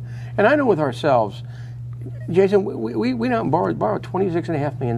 Right. It's a lot of money. That's hard to sleep at night. And it was really hard to sleep at night. And we're down to under $6 million now. Right. And so you're paying off all that. We're paying it all off. I mean, and then along the long way, we've made 2 other acquisitions. Right. So we've added to it, and we've done all sorts of interesting guys, when they see you paying it off, is that like they're like, darn it, I would rather they didn't pay it off so I can get a little leverage on them and get more options? Yeah, and the last deal we did it internally. Yeah. And the bank was really upset. They wanted to be part of it. Right. See, that's the thing. I've got so many. We raised $20 million from Mahalo. It's pretty widely documented. I can raise capital. I know how to do that. I got the right connections. I got the right vision. But then I start getting all these emails from venture debt guys. Oh my God, you should put another 5 on top of it. Put 10 on top of it. And I'm like, what would I do with it? And they're like, just get it. And I'm just like, but am I in it? If you charge all this money, a couple points over LIBOR, and why would I even distract myself? And I think that these guys love when the situation gets bad, because when the situation gets bad, they get the pound of flesh. Absolutely, it's a crazy environment. I mean, we just put the press release out about Verticore last week. I can't tell you how many private equity firms have called me and told me they want to give us more money. Right. It's kind of like you're supposed to feel really good about that, but it's a scary thing, because if I can do it myself, I'd rather do it ourselves if we can. It's interesting, the guys are calling in on the phone, they're trying to get help with their own stuff, and they're saying, I don't know, I can't raise any money. And then you got guys who have been doing this for twice as long as I have, like you, who are like, raising the money, that's the easy part. It's building the business the hard part. And they got me talking about, hey, I can raise money, it's not so difficult. How do they get from that phase 1 where they can't get a meeting to the phase that I would say you're definitely in and I'm half in, which is, money's available if you have the right idea. Money's not the issue. The issue is what's the opportunity and how you're going to execute and where you're going to get a team. Like, how do you get from that sort of early phase as an entrepreneur to the more established phase? Having worked at a number of infrastructure companies and wireless data companies, and we've had some great ideas. We've had some bad ideas. We've had some companies go public. We've had some companies crash and burn. Yep. You're not really sure. But I can tell you this: when you have a team and you're all working together, Yeah. and you're not afraid to get knocked down and pick yourself up, you'll have a much better opportunity along the way. But it's not easy. Yeah. It's a challenge every day. There is a sense I get from some folks who read about entrepreneurship, and sometimes they call into the show, and it's almost like this sense like, well, I want to be an entrepreneur, therefore, shouldn't I be? And should I just be? It's almost this, I would say, a sense of entitlement, but it's sort of like they think because they showed up that all of a sudden they win, and that's not. You show up, and then you get your ass kicked, and then you work harder, which is why I'm trying to tell these guys to watch Gladiator, because that's what it's about. It never ends. It's a fight forever. It really is. And if you don't like to fight, don't be an entrepreneur. No, it's this guy from the Mac support guy. He doesn't feel like he wants to fight, does he, Tyler? I mean, that's my biggest concern with him is you don't want to fight. It is a non-stop fight as an entrepreneur, and if you don't like to pick up a sword and get hit with swords and get banged on the head, why are you in the game? Yeah, it is a battle, and I've been an athlete my whole life. Oh, okay? really? I was very competitive, and if you're not competitive, you don't want to get in. You don't want to get involved in this. And you talk about entrepreneurism. I went back to my undergraduate school and I taught entrepreneurism classes, and I helped them set up incubator programs. And what we did, we gave them, we raised some money, we got some money, and as they came up with good programs, good ideas, we would give them some seed money to get started. Right. And that was really exciting. But the interesting thing is that most of them didn't have they talked about wanting to be an entrepreneur, but they didn't really understand what it really took to be an entrepreneur. Right. Yeah. And when you sat down and you told them, I had questions like, what kind of car do you drive? I was like, that's not really the point. It's not the point here. Yeah. I mean, the point of the thing is that it's a lot of hard work. Yeah. And if you're not interested in hard work, then go do something else. Right. But life is short. Yeah. And you find something you really want to do and what you really love doing, and then you'll be happy. It really is that simple. Like if you enjoy what you do every day, then you're successful. And it doesn't matter if Music Trainer is a boutique business or it scales to be the largest thing ever. You gotta love getting up every day to go do it. You gotta love doing it. My biggest problem now is every now and then I have people issues. And that's so hard to deal with as an entrepreneur. You want to spend your time working on how do I drive this business? Right. And then you're stuck dealing with an employee who is not showing up and claiming all sorts of other things, and you get involved, private detectives and all sorts of crazy things. Yeah. It is a challenge, and it's tough, and it's expensive, and emotionally, and it's totally, your eyes is demanding. off the prize if you're dealing with that. I've had a private detective following Tyler for weeks now. Tyler's head's not been in the game, and turns out he's been spending a lot of time at Starbucks. No, it is one of the most difficult things, the human capital thing. I think culture is, now that I've done 3 or 4 companies, culture in a company is the most important thing. You have to define what your culture is. You have to explicitly say, this is what it's like to work here. This is the type of person that excels. These are the type of people who don't, so that when you're hiring people, you can hire them and look them in the eye and say, you would not work out for you here. Or, here's what it's like. Do you really want to be here if there might be a Friday night where we say, God, we got to get this done, and we're coming in this weekend. Do you want to be here for that? And what if it happens 3 weekends in a row? And what if the server goes down the 4th weekend after that, after we launch the product and our client is really pissed off? Like, do you really want to sign up for that? Because that could happen. That's what happens. And when you start having that conversation, boy, do people opt out. Yeah, that's hiring is so important. I mean, too often people hire just to hire. Hiring is the most important thing. Fill the team. I got to fill that's the wrong way to go. Absolutely. I know when I walked in here today for the first time. I had never been here before. As soon as I could tell, I could see how everybody was interfacing with everybody. Yeah. It was comfortable. Yep. It was a comfortable environment, and that's what it's all important. I mean, when I first started at KANO, it was very uncomfortable. Yeah. And but then you got clicks. There's one guy. These guys got hired by these guys. These guys got hired by those person. This guy's no longer here, so this is his old clique. You got 3 or 4 different factions, and you have to make it one. Right. And you know what? People have to leave. That's what I found. When you. I had to do that at KANO. I took out a lot of people. Yeah. The headquarters, when I first went there, had 100 people. Yeah. I took it down to 37. Yeah. That's brutal. And it was a brutal thing to do. But we changed what we were doing. Right. And we grew the business from $20 million, almost out of business, to close to $60 million. Right. And with strong EBITDA. Added no EBITDA, and we went up to about $11.5 million of EBITDA in a year. I'm sure you've read Good to Great. Oh yeah, absolutely. I mean, it's all about. Great book. It is, every person I talk to it was a good business leader says it's like their favorite book or in their top 5. You have to have the right people on the bus. Yes. And if you got the wrong people on the bus, it doesn't matter where you're going. It's not going to be a fun ride. No, you have to have the right people, and that is a great book. And do you have any other favorites? Thomas Friedman's book, The World is Flat. Yeah. And, I like the Zakara guy who did what's the American book? What is his name? The CNN guy, Zakari. Oh, I know what you mean. Not the Lou Dobbs. Not the Lou Dobbs guy. The World is Flat is a great book. Somebody in the chat room must know this. It's something about the American superpowers. Anyway, it's just awesome book about how we're not the superpower. I haven't read Friedman's new book, and I understand that's more about the green world, and I haven't read that. But his other book was basically Fareed, that's the guy. Fareed, okay. Fareed, yeah. Well, what was his book? Somebody look up the book. Where's the book, Tyler? Look up Fareed. The guy from he's on CNN all the time. He's their like correspondent for international stuff. Fareed Zakari. The Post-American World? The Post-American World. This is an incredible book. You can get it on Audible. They're not sponsoring the show right now. Take a little break, but I'm sure they'll be back. But the Post-American World is an amazing audio book you have to read. It's a little bit old now, but they've updated it a little bit. But boy, do they give a really good view of the amount of progress being made. I could probably get it on my Kindle, I hope. Oh, definitely. It's a really good book. It's getting a little long in the tooth, but like any of those sort of like really well done books like Good to Great, it never gets old because the lessons are pretty good. The lessons are good. I mean, and I've given those books to like even my children, to read. Yeah. I think they're important. Yeah, the fundamental tenets in Good to Great, Crossing the Chasm, and these things are applicable to all of life. We should bring Lon in here to do the news because we're going to do another 3-hour show. I mean, it's just. This is the thing that happens on the show. You get into good conversations, all of a sudden I look up and we're an hour and a half into the show and we haven't even started the news. Oh boy. Go intro. Now this has been some interesting things come across here. Yeah, the news is always people's favorite part. Let's see, here we go.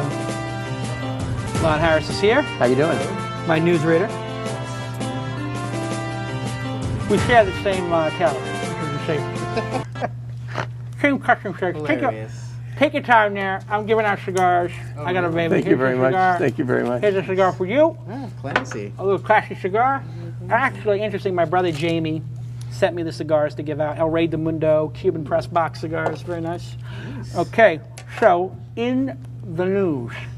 Let's talk about the news. Let's talk about the news. What is in the news? The CrunchPad lawsuit. Let's start there. Ho! Michael Arrington and TechCrunch have filed suit against Fusion Garage over the web tablet formerly known as the CrunchPad, now being marketed as the Juju. The lawsuit accuses Fusion Garage of misappropriation of business ideas, fraud, deceit, unfair competition, essentially asserting Fusion Garage is attempting to sell a device that was designed by Arrington and is owned by, in part, by Arrington, TechCrunch, and manufacturers Pegatron. Arrington further argues that tech blogs and individuals shouldn't encourage the readers to purchase the Juju, which is currently available for pre-sale, because he thinks the company won't even have the capital to produce said device. What do you think the outcome of this will be? And is it possible people will ever get their hands on a CrunchPad/Juju? Okay, I'm obviously partners with Mike. I have a partnership with Mike on the TechCrunch 50 conference. I brought him this idea years ago over dinner. Really? Well, we're having dinner, and I just said to Mike, hey, you should do events. He said, oh, what kind of events should you do? I said, well, you should do something like that Kills demo where you don't have to pay to present. He said, oh, that's a great idea. Why don't you do it with me? And I said, I'm really busy. Why don't you take my idea and go run with it? He said, why don't you become partners with me? We'll do it. He's been a great partner for 3 years. We've done the event. It's been a tremendous success. Guess what? I don't have a contract with Mike. I don't need a contract with Mike. He's my friend. We're trustworthy. We have a corporation together. We have a verbal agreement.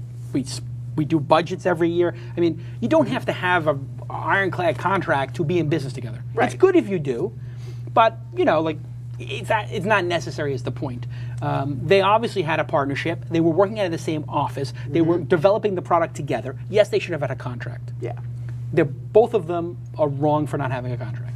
That being said, for one party to walk away from something that is explicitly a partnership and then say, by the way, you own none of the intellectual property, everything you've contributed is worth nothing, we're going to take the product and go do it, it is like the people who Apple have working with them on the iPhone or iPod Touch saying, you know what, great idea, Steve. We're going to produce it. Just take it, yeah. Just take it and run. We're going to put a different name on it. Mike will be 100% vindicated. I have no objectivity in this because Mike's my friend. So you can take what I say with a grain of salt, but Mike has other opportunities. Those will become apparent in the coming weeks. This person's product will never see the light of day. Mike is not going to back down. I know him. That is the worst thing you could do. This is the stupidest move by this person. You know who Mike Arrington is. You know that he's loved by a lot of people. He's got some detractors, sure, but he's a hardcore guy. He's not going to back down. And all they had to do is just be fair. And so I shouldn't be talking about this stuff too much, but I emailed the guy and I was like, because he pitched me on TechCrunch 50 or something, and I was like, why don't you call me and I'll try to mediate or something, but this person is not even in mediate mode. Yeah. And once you get to a lawsuit like that, the whole thing is a failure. Because no matter how successful Crunchpad was or is going to be, this person is never going to be able to do partnerships in Silicon Valley again because he screwed a great guy. Right. And when you get a reputation for screwing stand-up guys, that's not good. Guy's going to be tainted. So he should have worked it out. Anyway, very disappointing, but it's not the end of the world. Well, what do you think about the tech bloggers? Like, do tech bloggers have a responsibility not to promote a device from a sort of a questionable company or one that may never see the light of day? Mike is being a little bit... Mike's being Mike. I mean, Mike's being over the top. No, it's not the responsibility of the New York Times to tell people not to do it. It is the responsibility of the New York Times to say he's embroiled in a lawsuit. I mean, they can't take some obvious material fact like that. And, if Walt Mossberg reviews the product, let's say, he cannot not say that that's what's going on. Right. So, and there is a certain thing of, if it's in a lawsuit, will it ever come out?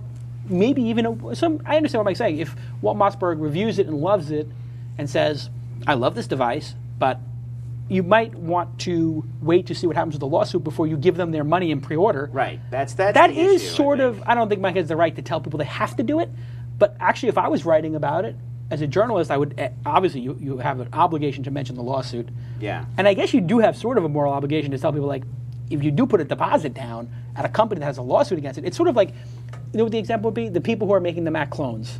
Yes. What is it? Pi-Star? Sci-Star? Sci-Star. Sci-Star? Yeah. So if you're Walt Mossberg and you've got a Sci-Star machine and you got it from them and they're in a lawsuit with Apple, you have to mention the lawsuit with Apple. And you might want to point out, nobody's ever won on a lawsuit with Apple to make clones. You may want to be careful if you're advising people to buy it. Because if you do advise them, like, go out and buy this machine and give a deposit, you may not get it back. It doesn't ever come out. So yeah, as a journalist, do you have a moral obligation to warn people if they're going to get screwed or work with a company that might not actually produce the product they're doing? Perhaps. Yeah. But maybe it doesn't sound as outlandish. It sounds outlandish at first glance, but actually, as you talk it through with the Mac clone people, it does actually kind of make sense. I don't know. Have you been following this drama craziness? A little bit, yeah. It's a shame that a couple guys who work together can't get along. It's always a shame. But it's not the first time I've heard it. I mean, unfortunately, I've heard it quite a bit. Yeah, it's if any deal that's worth doing is worth doing correctly, is the philosophy I've always had. So if you are going to do a deal with somebody, it's worth spending the time to document it legally, properly. Yeah. So when I hire people, you do the paperwork. If you're going to go into a partnership with people, you should have it run through your lawyer or whatever. Oh my God, it's going to cost $1,000 for the lawyer to read this 5-page contract. You know what? It's going to cost a lot more money if it implodes. Yeah. And I have somebody on staff, Elliot Cook, who was VP of Operations here, who can read any legal contract, change any. He's not an active lawyer or anything like that, but he knows how to do contracts. He's not a lawyer at all, is he? No, unless it's something I missed. But not a lawyer. He's not a lawyer, but he can produce a contract. He can change a contract. He understands how to read it, and I don't have the time as CEO to read every contract. So I just give it to Elliot and say, Elliot, make sure that we're protected. If there's any issues that you think I would be concerned about, blah blah blah. That's why we don't put. We always put 30-day outs in all of our contracts with vendors. Right. We won't sign a contract, as a matter of principle, as a startup company, that doesn't have a 30-day out clause for both parties. And if somebody misforces, so you have to do. That's a good philosophy. I mean, a lot of times, larger corporations won't let you do something like that. That's a protection for them as well. Well, that's what I tell them. That's exactly right. And that was what Elliot's idea is. You are protected as well. If we suck as a client, you can leave the relationship. You don't have to provide the service to us. And then they say, well, we're Akamai, we are the greatest CDN ever, therefore you have no choice. Right. And I say, you know what, Akamai? I do have a choice. Yeah. And you want to be gangster about it, I will just use the number 2 competitor who will do it. And you know what? They will roll over eventually if you hold the line. DoubleClick is the other company like this, which has this gangster mentality you have to sign a 2-year deal with, which I refuse to do. To the DoubleClick employees listening, shame on you for this crazy idea. It means that you're not confident about your service if you're trying to force people to do 2-year contracts. Shame on you, DoubleClick. Shame on you, Akamai. You act like gangsters. I will never use your products. I used to have to take 3-year contracts with the large telcos. 1 year now. 1 year now. Well, I understand if they're putting a fiber line in that costs them $20,000 to put in, and they're amortizing that over a year. You have that discussion, Right. where if I leave early, it's sort of like you're giving me the iPhone for $99 and it's worth $600. Okay, I understand that $500 has to get made up if I leave the contract early. Right, yeah. But that's not the case with DoubleClick. DoubleClick is not, they're just being gangsters. And I told the DoubleClick people in the conference room next to the studio right here, why are you guys are owned by Google? You can stop acting like gangsters with this crazy multi-year commitment to your product. I mean, it means that you're not confident in your ability to keep us as a client. Yeah, like as soon as you're going to sign, we're going to ignore you. This is my advice to every entrepreneur. Anybody who wants you to sign, like there's a bunch of SEOs who want you to sign for 2 years, $5,000 a month, and they tell you, anybody who's forcing you to do something for that long a period of time means they're probably not confident about the service they're providing. They're trying to lock you in for a reason. And the other thing is, and some of the things in technology, prices are coming down. Oh, yes, CDNs. And you don't want to lock into something for more than a year right now, because next year it may be less. Absolutely, with the CDNs especially, content delivery networks, that all that plummeted. We pay $5,000 a month for our 20 gigabit line here. Mm-hmm.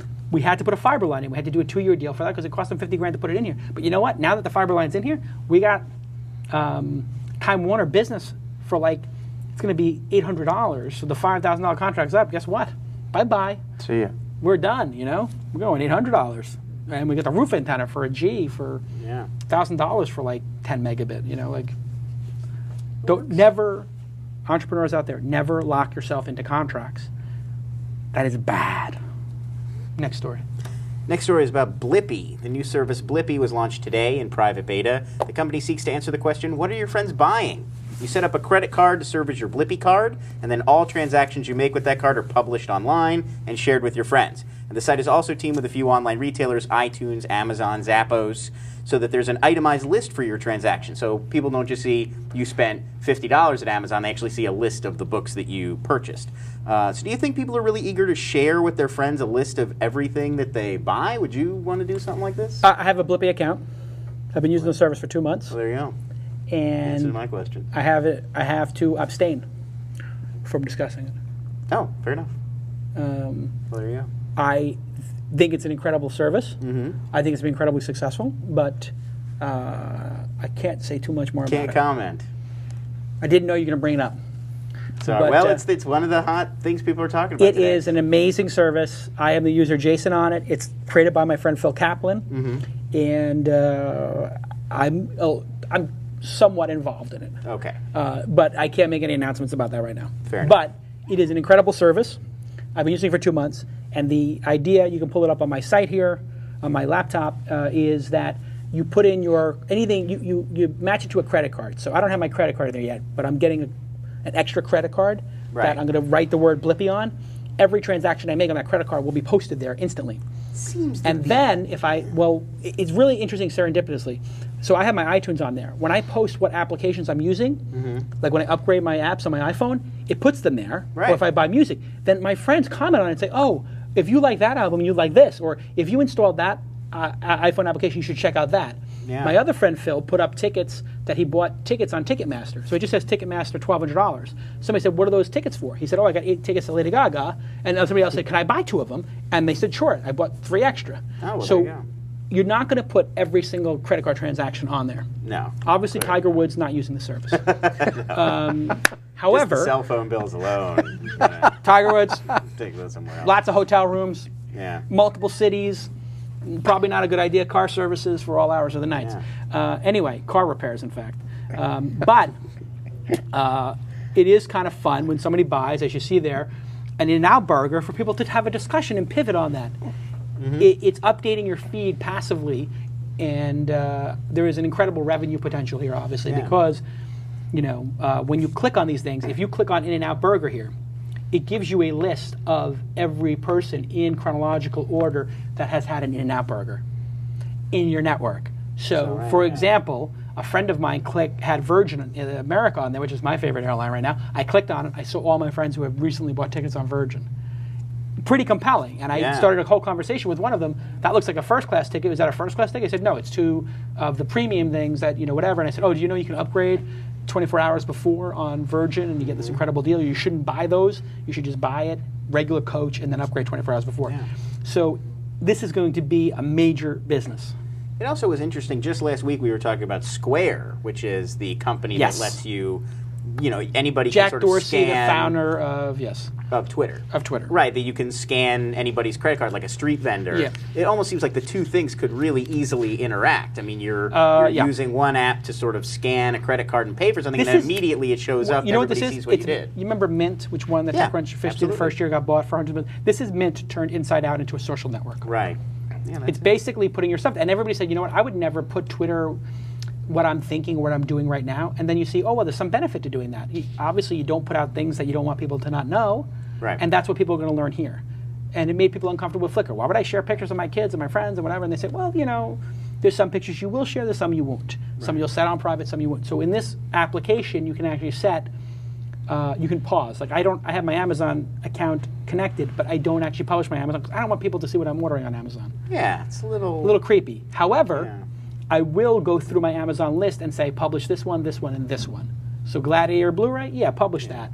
This book about some personal problem I'm having, how to be a more loving CEO, how to love your employees more, I thought you wrote that one. how to be more loving. But anyway, it's a brilliant, brilliant idea. And I've been playing with it for 2 or 3 months, and there'll be an announcement in a couple of weeks. You guys fill in the blanks. Fair enough. But what do you think of that idea, like having your credit card tracked and then commenting on? It is very interesting, particularly if you found like a good friend who's reading a particular author or something, and you're looking for something for that friend. 6 months later, the person likes this author. You can get something along those That's lines. true. I didn't think of that. That's true. Gift giving. Yeah. This is going to be a great boon for gift giving. Yes, because I use insights. I can just look you up and see everything that you I could bought. actually look at Tyler's and get some insights on Tyler. Automated insights from Tyler. That's amazing. I would love to see what's on Tyler's credit card. Can I charge to show what? Can I charge someone to see my Blippy profile? You couldn't, I could. Yeah. But that would be... No, actually, I think the more interesting thing would be, what if I made money every time you clicked on an item? Right, that's in what my I was going to feed? ask. Is there an auto affiliate program? I don't think that's in Yeah. there now. That'd be awesome. But I think it could easily be in there at some point. Sure, turn them all into affiliate links, and every time somebody clicks through So, from I mean, your Blippy... Think about somebody like me who's got 80,000 followers on Twitter. Think about if this is syndicated to Twitter. Think about if I buy, like I bought that Samsung 55-inch LED TV that Yes. Alex set up for me that we're watching Gladiator Blu-ray on the other night. It's incredible. It cost $2,700. It's the greatest TV ever. I can't stop talking about it. I buy one TV every 5 years. If 10 people are influenced by me and buy it, that pays for my TV. Because you probably get if 20 people bought it, it would pay for my entire TV because 5%, 10% of the, right? What is an affiliate? 5% or something for that? usually 5, yeah. 5. So it was 5%, and at Amazon we probably have 6 or 7%. That could pay for itself if 15 people buy what I bought. In my case, I might sell 5 times. I might take a third off all my purchases. That's true. Virgin might pay me to fly their airline knowing that I have that many people following me. Because they'll look at that and say, oh my God, or Kevin Rose, or Ashton Kutcher's got a Blippy, if Ashton, because he added me as a friend. So Ashton Right. Kutcher, Ashton Kutcher and I, we're good friends. Yeah. Ashton Just Kutcher. hanging out all the time. I mean, You and you've AK, heard of Ashton yeah. Kutcher, That was funny on Foursquare when I got a Foursquare from Demi Moore. Demi? Demi. I Demi. think. Yeah, my friend Demi. Yeah, it could be Demi. And Ashton Kutcher are at Fatburger or something. And I was like, really? Okay. But now whenever I check in with GoWall or Foursquare, I have a new technique. I do it at the end of the meal, like when I'm leaving. Why that? I was doing it at people the beginning. showing up. Oh, interesting. Yeah, that happened to me at my birthday party. Somebody showed up. I heard it was They a super watched the fan. show. It was a super fan. TWiST And he super came fan. up and said, I watched the show. He did. Introduced himself. Big fan of TWiST. Anyway, everybody should go check out Blippy. It's going to be awesome. I think it's going to be a company that's worth hundreds of millions of dollars. It's definitely an interesting idea, and I think it's one of those ideas that people they sort of don't get it at first, which is usually the mark of somebody with a really interesting, provocative, kind of new ideas. At first, everybody goes, "Oh, I would never do that." I always tell people, if more than 10, 20% of people understand your idea, it's probably not that revolutionary. So, I mean, if you want to build something that's not revolutionary, that's okay. Mac support didn't feel revolutionary today, and neither did guitar. What was it? Guitar Trainer. Guitar Trainer. MusicTrainer.com. MusicTrainer.com. That didn't feel like revolutionary, but when we started getting into this other ideas, it started to feel a little revolutionary, and then people start saying, that will never work. That's when your alarm should be going off. if some knuckleheads are saying that will never work, that means there's probably an opportunity that most people don't see. Right, Which yeah. means, ergo, if it does work, it will come out of the blue, like the iPhone or Twitter or some other thing. Like, Twitter, why would I ever update people on what I'm doing? That's so stupid. Yeah. And then 50 million people are doing it every month.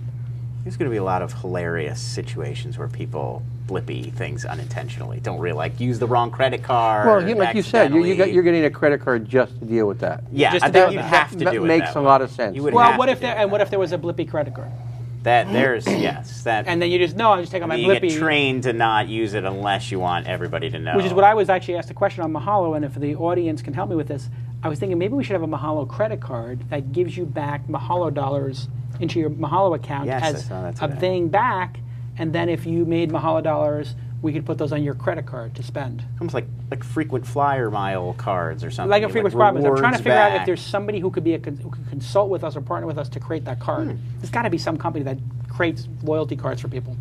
Yeah, I'm sure. Yeah, so we'll figure that out. Yeah, there are companies out there that's all they do. Right, they Right, foster but I it. don't want to just put the Giants logo on or the Mahalo logo on it. I want to actually have some sort of currency conversion. Mahalo dollar interacting with your card. Yes. Yeah, it's a slightly higher degree of, but maybe not. Okay, Okay. do you have Go Wallet in there? I don't have GoWalla in there. Oh, I really? specifically left off GoWalla because I didn't know. No, that's fine. That one I can talk about. Okay, well we can talk about GoWalla. Okay. But is that in the news this week? Because that's been I don't around. know. That no, launched but a while. the news is that I signed up for it. Is that the news? That's newsworthy. No, the news was they raised a $9 million round. Yes. And I was an angel investor in it. Right. I purposefully didn't talk about that. No, you should. It's okay to talk about the angel investments After they're After they're announced. announced. Okay. They have to be announced. I understand. So just say why'd you invest in it? What about GoWalla? What was the idea there? Well, the question should be really so Foursquare is the leader. Why GoWalla? Why not Foursquare? Well, that is an interesting thing about GoWalla, actually, now that you raise it, is it seems like they're kind of doing a lot of what Foursquare does, but, slightly sort of tweaking it. So what makes GoWalla so compelling for you, even though Foursquare's already around? I think both those companies are great companies, and they will be the MySpace, Facebook of location-based social networking services. So they're sort of going to be locked in a They're competition. both, for a yes. while. And truth be told, I contacted both companies and said I like both these ideas. After evaluating them, I think I like GoWalla a little better. And Foursquare I wasn't able to get in on time, so it was both things. But GoWalla is more of a game.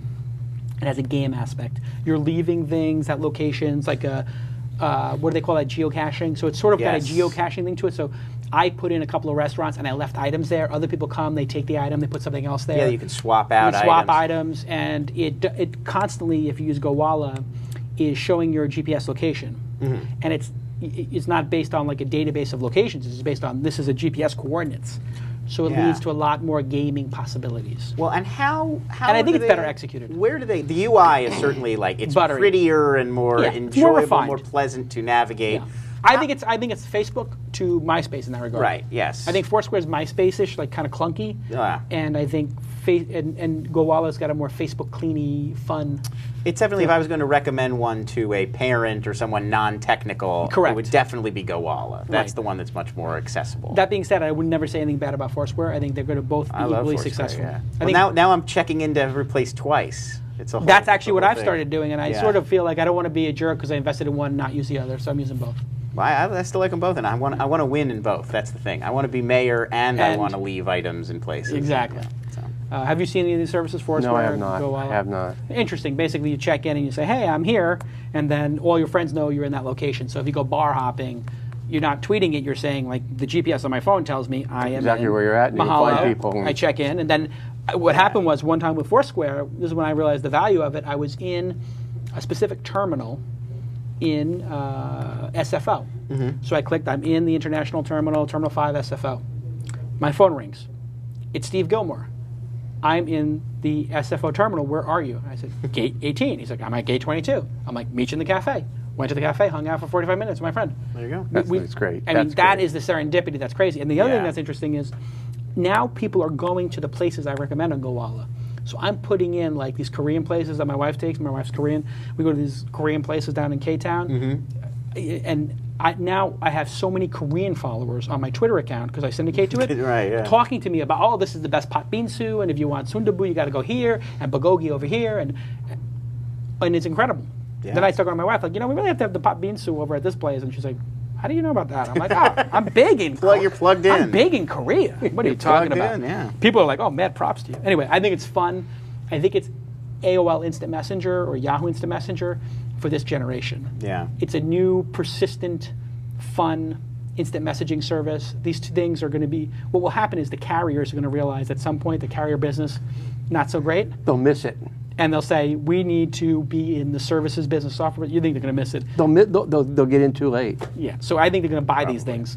So I think Sprint, T-Mobile, AT&T will buy Foursquare and Gowalla eventually. And they'll have an ad network as well. And if they don't, Apple will buy these, just like they tried to buy AdMob, or Google will buy them. So you have 3 different possible buyers for these services. The carrier, the phone manufacturer, Nokia, Ericsson, BlackBerry, which bought Dash, whatever, and you have the internet companies. They're both going to get bought for hundreds There's a big article in the Wall Street Journal today about Google and Apple fighting over the things that they've been fighting over. Yeah. Well, Google already bought Dodgeball, which was the predecessor to Foursquare. So there's definitely a line. That was one of those cases where it was too early. Yeah.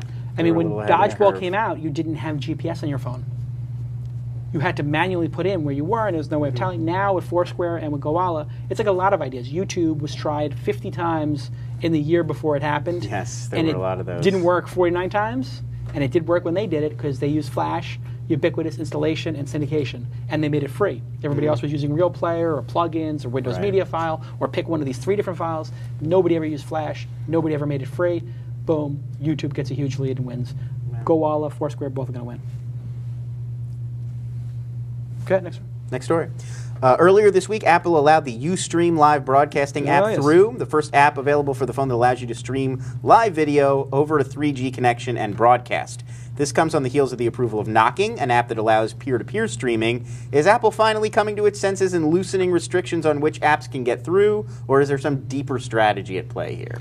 Apple has been getting their ass kicked on this issue, and people are sending specific open letters to Steve Jobs and emailing him, and they're starting to realize they are going to have a major problem with Android. Android is a major success, even though it's a 1.0 product. It is a major success in that you could be given an Android phone, and 80-90% of the apps you use would be working on it. And so I hope somebody at Apple realizes how much trouble they're in. There is a concept in poker called overplaying your hand. And when you overplay your hand, sometimes that's when you lose the most money. Yeah. Because you're on a roll and you're making money and you're like, oh, I'm going to bet this hand. I got King 10. And King 10 seems great until somebody has Ace King, Yeah. or they have King Queen, and there's so many ways to lose. So many ways to lose. And this is what Apple's done with the iPhone. So many ways for them to lose. Carrier specific, major way to lose. Expensive locked-in contract that's exorbitant fees, major way to lose. Horrible carrier who has terrible service in The worst. AT&T, worst. major way to lose. Locking down the platform and not letting people use certain applications, major way to lose. So now Apple's coming up with all these ways to lose, and Google is coming up with all these ways to win. I loaded the Twitter application and the Foursquare application on my Android by going to that person's website and loading it. I didn't go to the App Store and do it. You just go direct to somebody's website, which means the developers are going to go.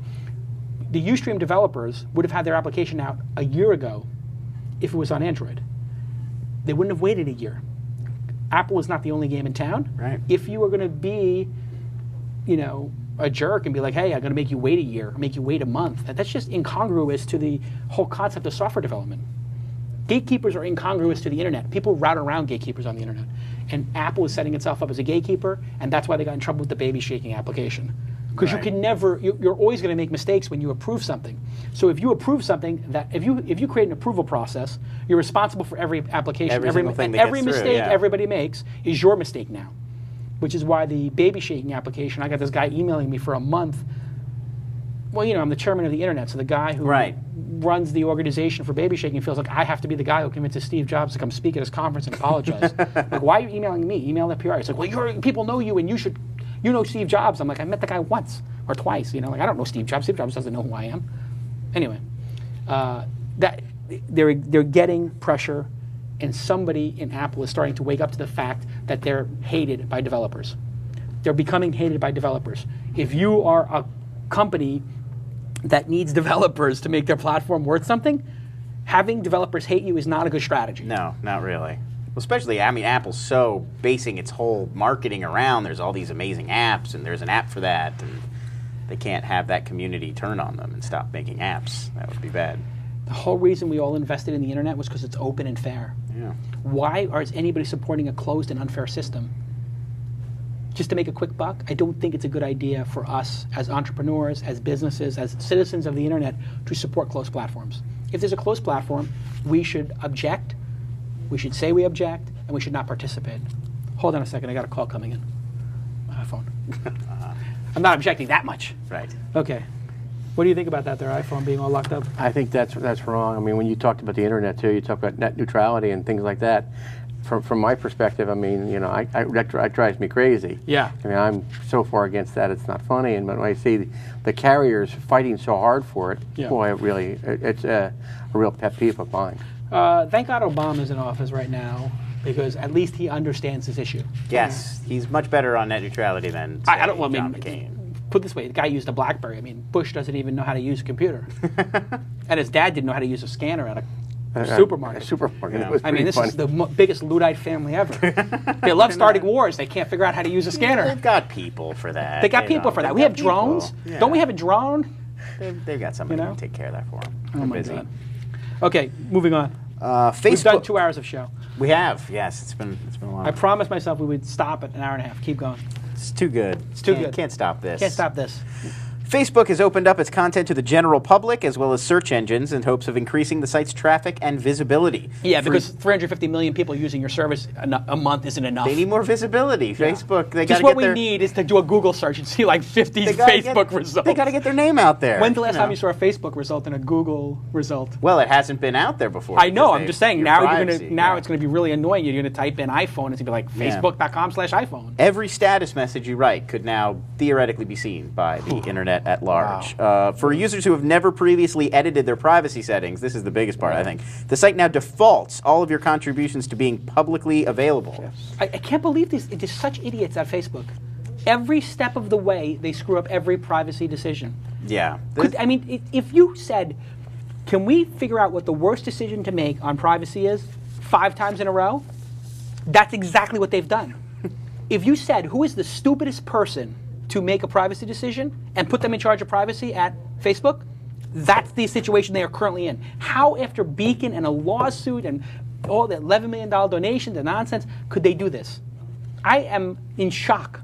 Is it? I mean, is the internet going? I've been under a rock with my baby, but is the internet going crazy about this? Well, that's actually the interesting thing about this is I didn't see as much outrage out there as I don't most think people Facebook know. decisions. People don't really know. I You only see it when you pull up your Facebook for the first time afterward. Now, Right. it takes you right to it, and then you can make some changes to it. No, But I you're saw right. that and I was Yeah. like, It does. You're right. That's I all- saw it and I was like, no, I don't have time for this right now. That's exactly Yeah. what I said. And I would always go Right, around. they want you to hit skip and not think about it, and then But wait, they're every defaulting it on? if Is you that if correct? you've edited, if you've gone in before and you've messed with your privacy settings, still- then it defaults to off. They're going to But- get sued again. I guarantee you, there is a lawyer right now, one of those smarmy lawyers doing one of those class action suits. Right. And you know what? It's the first time in my life I'm going to say this. Thank God for the smarmy lawyers, because they're the ones who are keeping Facebook's bad behavior in check. In check, yeah. And I'll tell you something.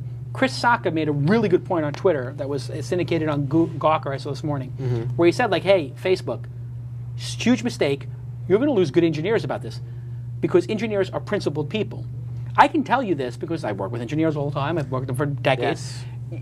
You get into an ethical issue with an engineer, they will leave the company over it. yeah. They will leave. If you say, I want to do this type of encryption, they say, that encryption is not standard, it's going to be hacked, and you say, you know what, I don't want to spend the money. You know what they'll say? Great, find another engineer. Very principally oriented, the engineers. Very principled. Very, very much so. And it's been that way in my entire business career. They've always been like that. That's never changed. Right. It's always and been that way. If you are an engineer at Facebook right now, shame on you. You should be going to Zuckerberg's Cube right now and telling him, Zuckerberg, Get your head out of your ass. This is a stupid decision. People did not opt into this. That'd be like going to my Flickr and saying, oh, by the way, you've been uploading pictures to Flickr for all this time of your kids and your family. Guess what? I would like them turned inside out. Because you know what? I have pictures of my family on my Facebook page that I don't want public. And now I'm outraged that he did that. I'm just finding out about this today. Yeah, no, it was there. It's there outrageous. There doesn't seem to be a lot of attention on it, Am I especially compared missing with something? Beacon. When Beacon was out there, the outrage was palpable and immediate. That people were really upset to see that their purchases are syndicated back. That was so stupid. I mean, that's Blippy without opt-in. Right. Yes. Blippy is opt-in. Blippy is like, okay, I'm going to get this credit card. I'm going to explicitly say I want this. You're putting the credit card in there. You're saying publish what I buy on this card. What Facebook is doing right now is the equivalent of American Express saying, you know that statement we send you at the end of every month? We're just going to It's send public that to now. everybody. Oh, but you didn't set your settings. We're going to mail it to 10 Oh, of your no. friends. When you came to the site, it said your privacy settings are changing, skip. And you skipped, therefore, all of your pay-per-views that you did of adult stuff, on your American Express, Tyler, are now public.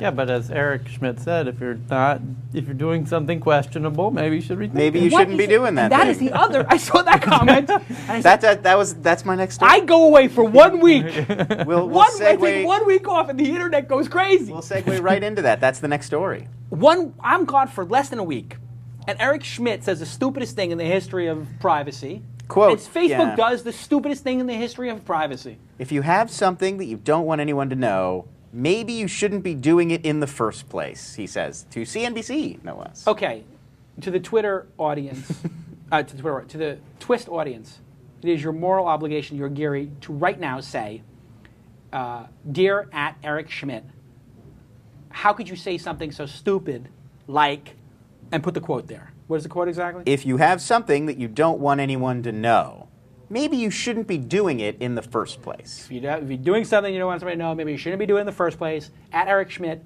are you an idiot? Something like that. Say something really offensive, and that will get his attention. I want 100 people to do this right now. So we realize, because I know Eric Schmidt, he's a smart guy, but he's got to take that statement and say, you know what? I shouldn't have said that. It was glib, and it was stupid. Mm-hmm. It was glib and stupid. It's, as a statement. Facebook's behavior is reckless and stupid. So, as glib and stupid as Eric Schmidt's statement is, the Facebook behavior. Yeah. I almost feel like I don't believe that this is occurring. Can somebody confirm that what we're saying is correct in the chat room? Yeah, and I have a quote from Facebook spokesman Barry Schnitt also said, this move from Facebook is consistent with the way the world is moving. That was his quote. You know what? That trumps that statement trumps Eric Schmidt's glib and stupid statement. The world is moving towards everyone seeing your Facebook updates. Piracy is being compromised on a regular basis. Therefore, the largest collector of private information is going to put it out there. This is the equivalent of Google saying we're going to put your searches public. Well, you didn't say you didn't go to the privacy page? Yeah, you have to go to your settings and opt out. This is like the level of. I feel like I'm going to shut my Facebook page over this. Is this really what's occurring?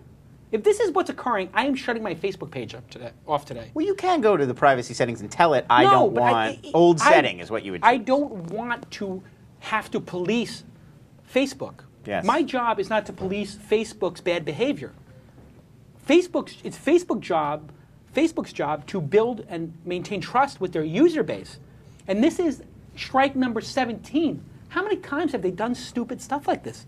Yeah, there's been a couple instances of Facebook with I these think you're right, privacy. Jason. I think what's going to happen, though, is that there will be some sort of a legal lawsuit that will probably bring in lots of people. Somebody will get very upset, and it's going to happen. I think, the first time somebody posts a status message that's like making fun of their boss or their parents or something, and then the other person sees it. I figured it out.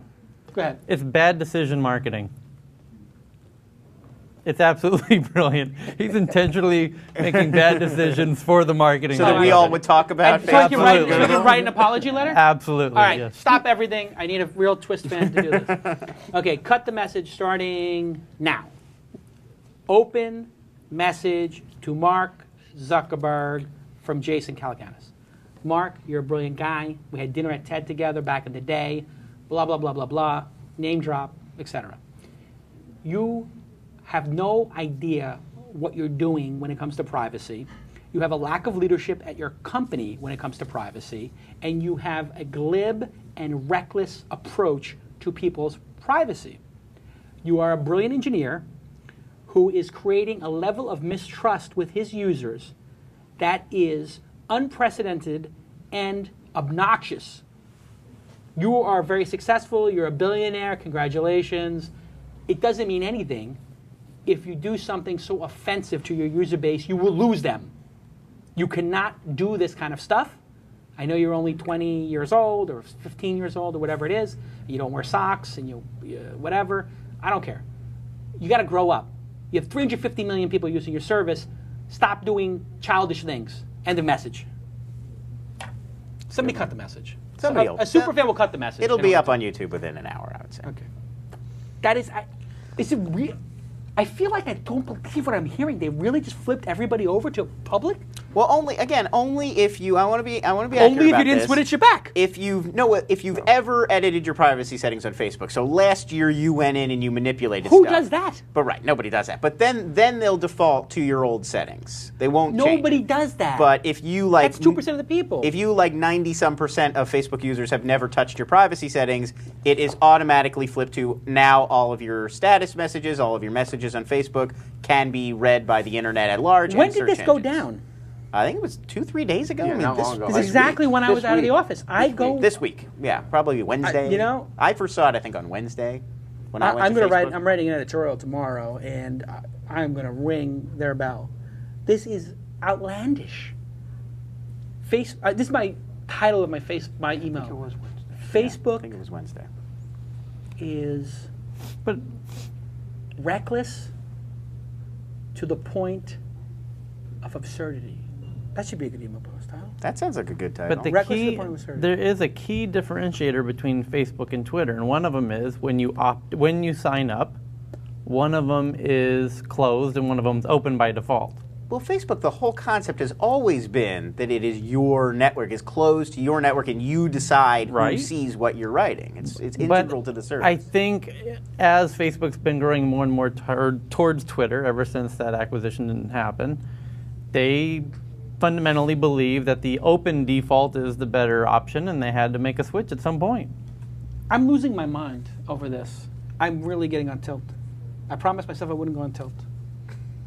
Didn't we have this whole discussion at the beginning of the show? I thought the baby was supposed to calm you. Yes. Clearly that didn't I feel happen. bad for my child because I'm posting a picture of my child up. You tell me that's now going to be. I mean, I posted it on my blog. You But if I posted that publicly. But if I post other things that I want for my family and other people, and they're just automatically flipped. I do think that it will give people pause now before using Facebook. There are things you will just not want to put up there. You should trust Facebook. No. I think that's Well, going to be the name of my newsletter. You could start a should not- Facebook group. Facebook is not trustworthy. That's a great Facebook group you can start. Facebook is Yeah. not trustworthy. There probably Don't already trust is. Facebook. I'm Yeah. leaving Okay. Facebook. It's a group. on I Facebook. bet there is a Facebook group. Yeah, it's a Facebook group. I'm leaving Right. Facebook right after I join this group. Right. All right, one more story. We have to end because I need a sandwich. All right, we got two choices. I'll I let got you take your cigar choice. for the people who are. If there's anybody still here for the meetup, can There's I? a lot. There's a lot. Can of them I out hear there. if there's anybody out there? There are people here. It's a full crowd. Does anybody want a cigar? All right. Okay. They smell good. Is there beer out there? And wine. And wine. Beer and wine. I saw. All right. Is there enough food? Yeah. I didn't hear. I didn't hear a lot of clapping. noise. I didn't hear clapping for that We one. haven't put it out yet. Put the food out. What are you waiting for, Alex? Jesus. Can you make Tyler level decisions, Alex? Tyler, Oh. what is wrong with this kid? He's a good kid. He's a good kid. Alex You're does right. it. I Alex- shouldn't- Alex Now I'm getting all does upset. great You know what? work. I'm sorry, Alex. I was getting all excited because of the Facebook thing. Alex and does I great displaced work. it on you. I'm sorry. He's a good kid, He's but I very didn't good. give the people the food. I asked who had food. They sound like they were dying. Can we order like 20 pizzas too? Because I want to get a slice. I guarantee there's not going to be enough food if there's a lot of people out there. We should order some pies. Pizza's not going to be like Brooklyn, though. There's some good pizzas out here. They're a little bit got a couple. We got a frou-frou out couple here, the of pizzas. What do Yeah. they got? Like the Wildflower pizza? Wildflower's good. They're a little more dainty. Abbott Kinney's pretty Abbott good. Kinney's pretty good. All right. Last story. I promise All right. we got to get out there. To I got a the- couple, so I'll give you a choice. WikiHow, we can talk about WikiHow, or we can talk about WattVision. I don't know what Vision is. Let me hear about that. All right, Watt Vision, Y Combinator startup. Watt Vision launched in beta this week. Wait, Watt or what? Watt, W-A-T-T. Like as in electricity? As in electricity. Okay. The company gives you a real-time picture of your home or office's energy consumption using a Wi-Fi sensor that you attach to your power meter. No electrician. You can hook it up yourself. Hold on a second. Crute, my assistant Crute, get Watt power on the phone. Watt Vision. WattVision.com on the phone. I want to angel invest in this company immediately. Yeah, it sends data on energy consumption from the meter right to your web or your phone, where you can watch it update every 10 seconds. It's basically Chartbeat for energy consumption. Chartbeat's the other company. I'm an advisor at Chartbeat. I want to invest in that company. Chartbeat is a brilliant company. The sensor itself costs $199, and the selling point is that over time you'll save more than that on your energy bill because you'll see where all of your energy spending is going. $60 to make this. I'm guessing Probably. This is an amazing, and I bet you that states who have power problems like California will give you a $100 rebate for installing this. I got $60 every time I put a sun canister in my house. I put 3 of them in my house. You ever see these solar tubes? Yeah. Great. Those are great. These solar tubes are amazing. I put 2 of them in the house, 2 or 3 of them. It lights up the whole room. Yeah, it's unbelievable. And they cost $400 to put in, and I think I got a $100 rebate on each one. Yeah, and I mean you'll save that. The in, government's giving you less than a year. $100. I don't turn the lights on in my office at home anymore. You have these solar tubes? No, I don't. But I have a good friend who has one, and I like I said, I live in I love New. By the New way, England. my family goes to Newport, Rhode Island for vacation every summer. Really? Yeah, we go do the bike path by the mansions there on the sure. cliff. Which mansion is yours? I run on First Beach. We face the mansions. Oh, you face the We mansion. face the mansions, but we own one of the old homes that Vanderbilt used to own. Yeah. There's 6 homes that he used to own. Oh, We own really? One of those. Yeah, it's an old shingle style home. I love that. 140 years old. You're kidding. No, and when my wife and I Newport, redid one of it. my favorite towns. It's Nice well- lobster roll there. Oh man. Well, you've got to Some oysters. When we're out there, we'll definitely go get some lobsters. Go sit You on the got to dock. come. You got to come to the house. And Oh, really? You come to the house. We'll do the lobster. We'll do a little TWiST meetup. We'll do a a little twist. This Week in Startups live from Newport, Rhode Island. Live Some lobster rolls. Absolutely. Yeah. No, they have these lobster roll sandwich. You've had these Oh, things, right? These absolutely. I lobster mean- roll sandwiches. They basically take an entire lobster and put it on a roll. They charge you Yeah. $20 or whatever, but it's the most delicious thing you ever had. We get tired of purely an eating East lobster Coast thing. here. They don't We have really lobster do get rolls tired here. of it. You get tired of lobster Yeah, rolls? I'll tell you Oh. why. Because everybody that comes to visit us in the summertime, and we get Oh, yes. So everybody wants to get lobster rolls. Everybody wants lobster. I understand. So we have lobster all the time, and by the end of the summer, you're pretty sick of it. Yeah, I see. I'm not a huge Little lobster lobstered fan, out. but the lobster roll, they're the great. bread Come is on. so good. Can we ask the Mahalo chef Jennifer to do lobster rolls here at Mahalo at some point? And if it's too expensive, I will personally pay for it, so we don't get my investors upset at me. But these guys are crushing it. If we have a record month in December, I want lobster roll day. I don't care how much it costs. That sounds fair. Okay, so I'm this in. is a genius company. It came out of Y Combinator. Y Combinator is Yeah. awesome.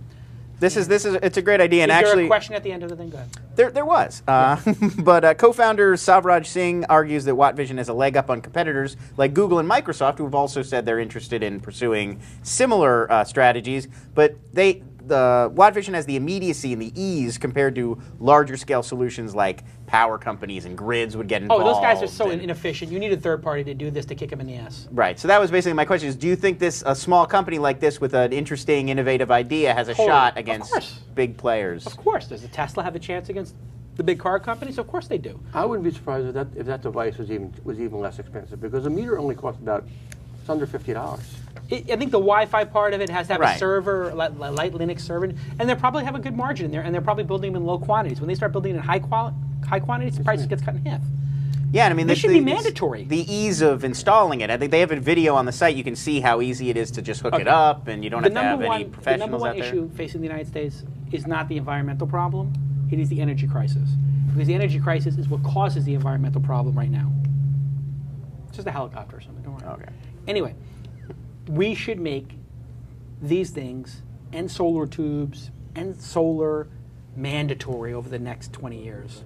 We have to be energy independent. Obama's a complete failure as a president to date because he's involved in all the issues that don't matter, and he's making bad decisions in investments. We have to invest in energy independence. This is the number one issue we're facing. If we have energy independent right now, I know you can disagree with me. Energy independence will get us out of the Middle East. That I agree with. Will, as a side effect, stop the global warming, which really exists. I'm sorry if there's lootouts out there who don't believe science. And as a side effect, It will create jobs. Do you know how much work it is going to be to green this place? It was like building the highways. It would be like the McCarthy, what's the big project? The WPA? What's the big road project that we did in the country? I hear big road. All I hear is the big dig in Boston. Oh, forget that. I'm not talking about Big Dig. That was a disaster. Anyway, it would create so many jobs to build the largest solar array in the world. 90% of France is on nuclear. 15-20% of Germany is on solar. It's embarrassing that Germany is crushing us on solar. And we have the Southwest, and Germany is... I mean, have you ever been to Germany? Dusseldorf, that area is so dark. It's so dark, and how do they have 20... And everybody's talking about, oh my God, solar doesn't work. Germany's making it work. Largest solar penetration on a percentage basis of any country. And Spain has the largest wind. And we're neither? United States of America? Where's the leadership? Yeah. We've been very slow about adopting a lot of these new technologies, and you know, people are very susceptible to that rhetoric of, oh, this stuff doesn't work, or it's not ready, or we don't have the infrastructure. We are being lied to. I drive an electric car every day. The oil companies aren't Spanish.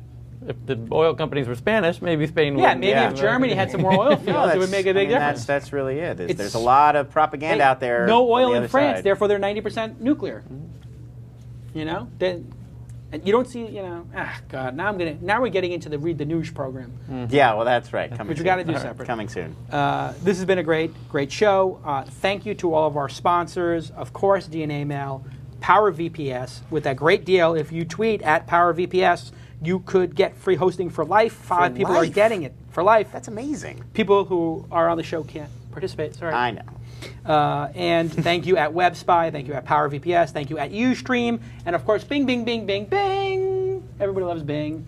Bing, a great sponsor. Thank you for creating a competitor to Google. I love Google. I love Bing. I love to see this massive race where they're both trying to make better products. The Bing search, image search, is better than Google, and the Bing Maps is competitive and better in some ways than Google. I've started using Bing Maps, actually, ever since we talked about it on the show. I think it's better. You do? Yeah. Google Maps can be a little wonky at times. It is wonky. And Bing Maps is smooth every time I've used it. Right now, I think images and video, Bing is clearly better. That's pretty good start. You know, like, because they're so new. Really good. I mean, image is incredible. I couldn't believe it today. I saw it for the first time, and it amazed me. I haven't switched off Google. I'm not going to say I have. But I am using Bing sometimes. What I do is now I have a different search engine on each of my 3 browsers.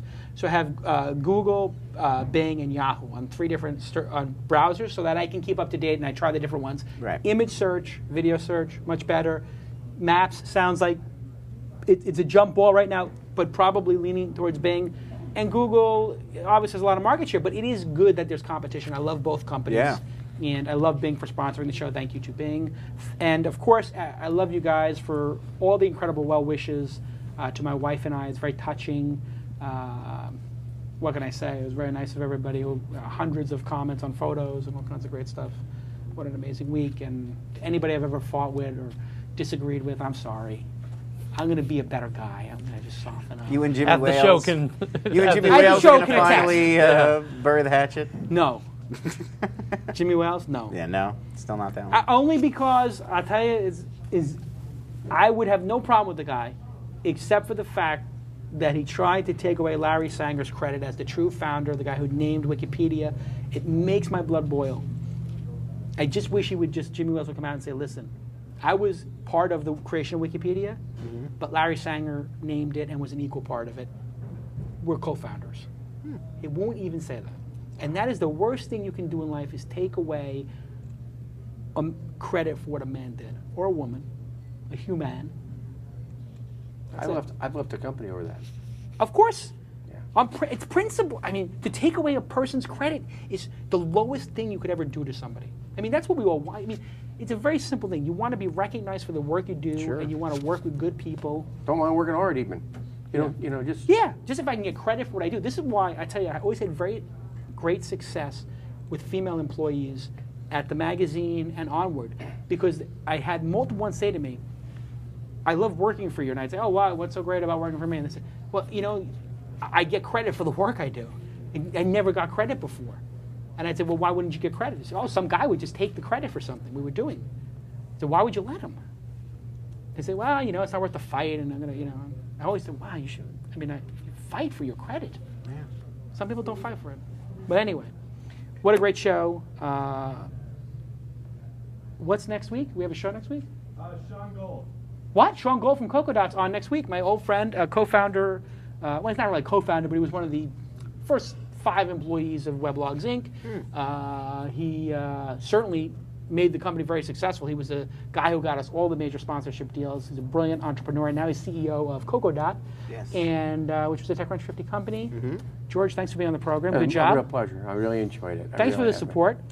Means a lot to me. You're very welcome. And the very, very best wishes with your daughter. Thank you. And your wife. I mean, you're on a real great trip now. This is going to be a lot of fun. I have to tell you, like, the highlight of my week is always doing the show. And right now, there's nothing I want to do more than get home and see my daughter. That is a different experience for me. I tell you, the highlight of my week is doing the show. And now there's a highlight that's better than that.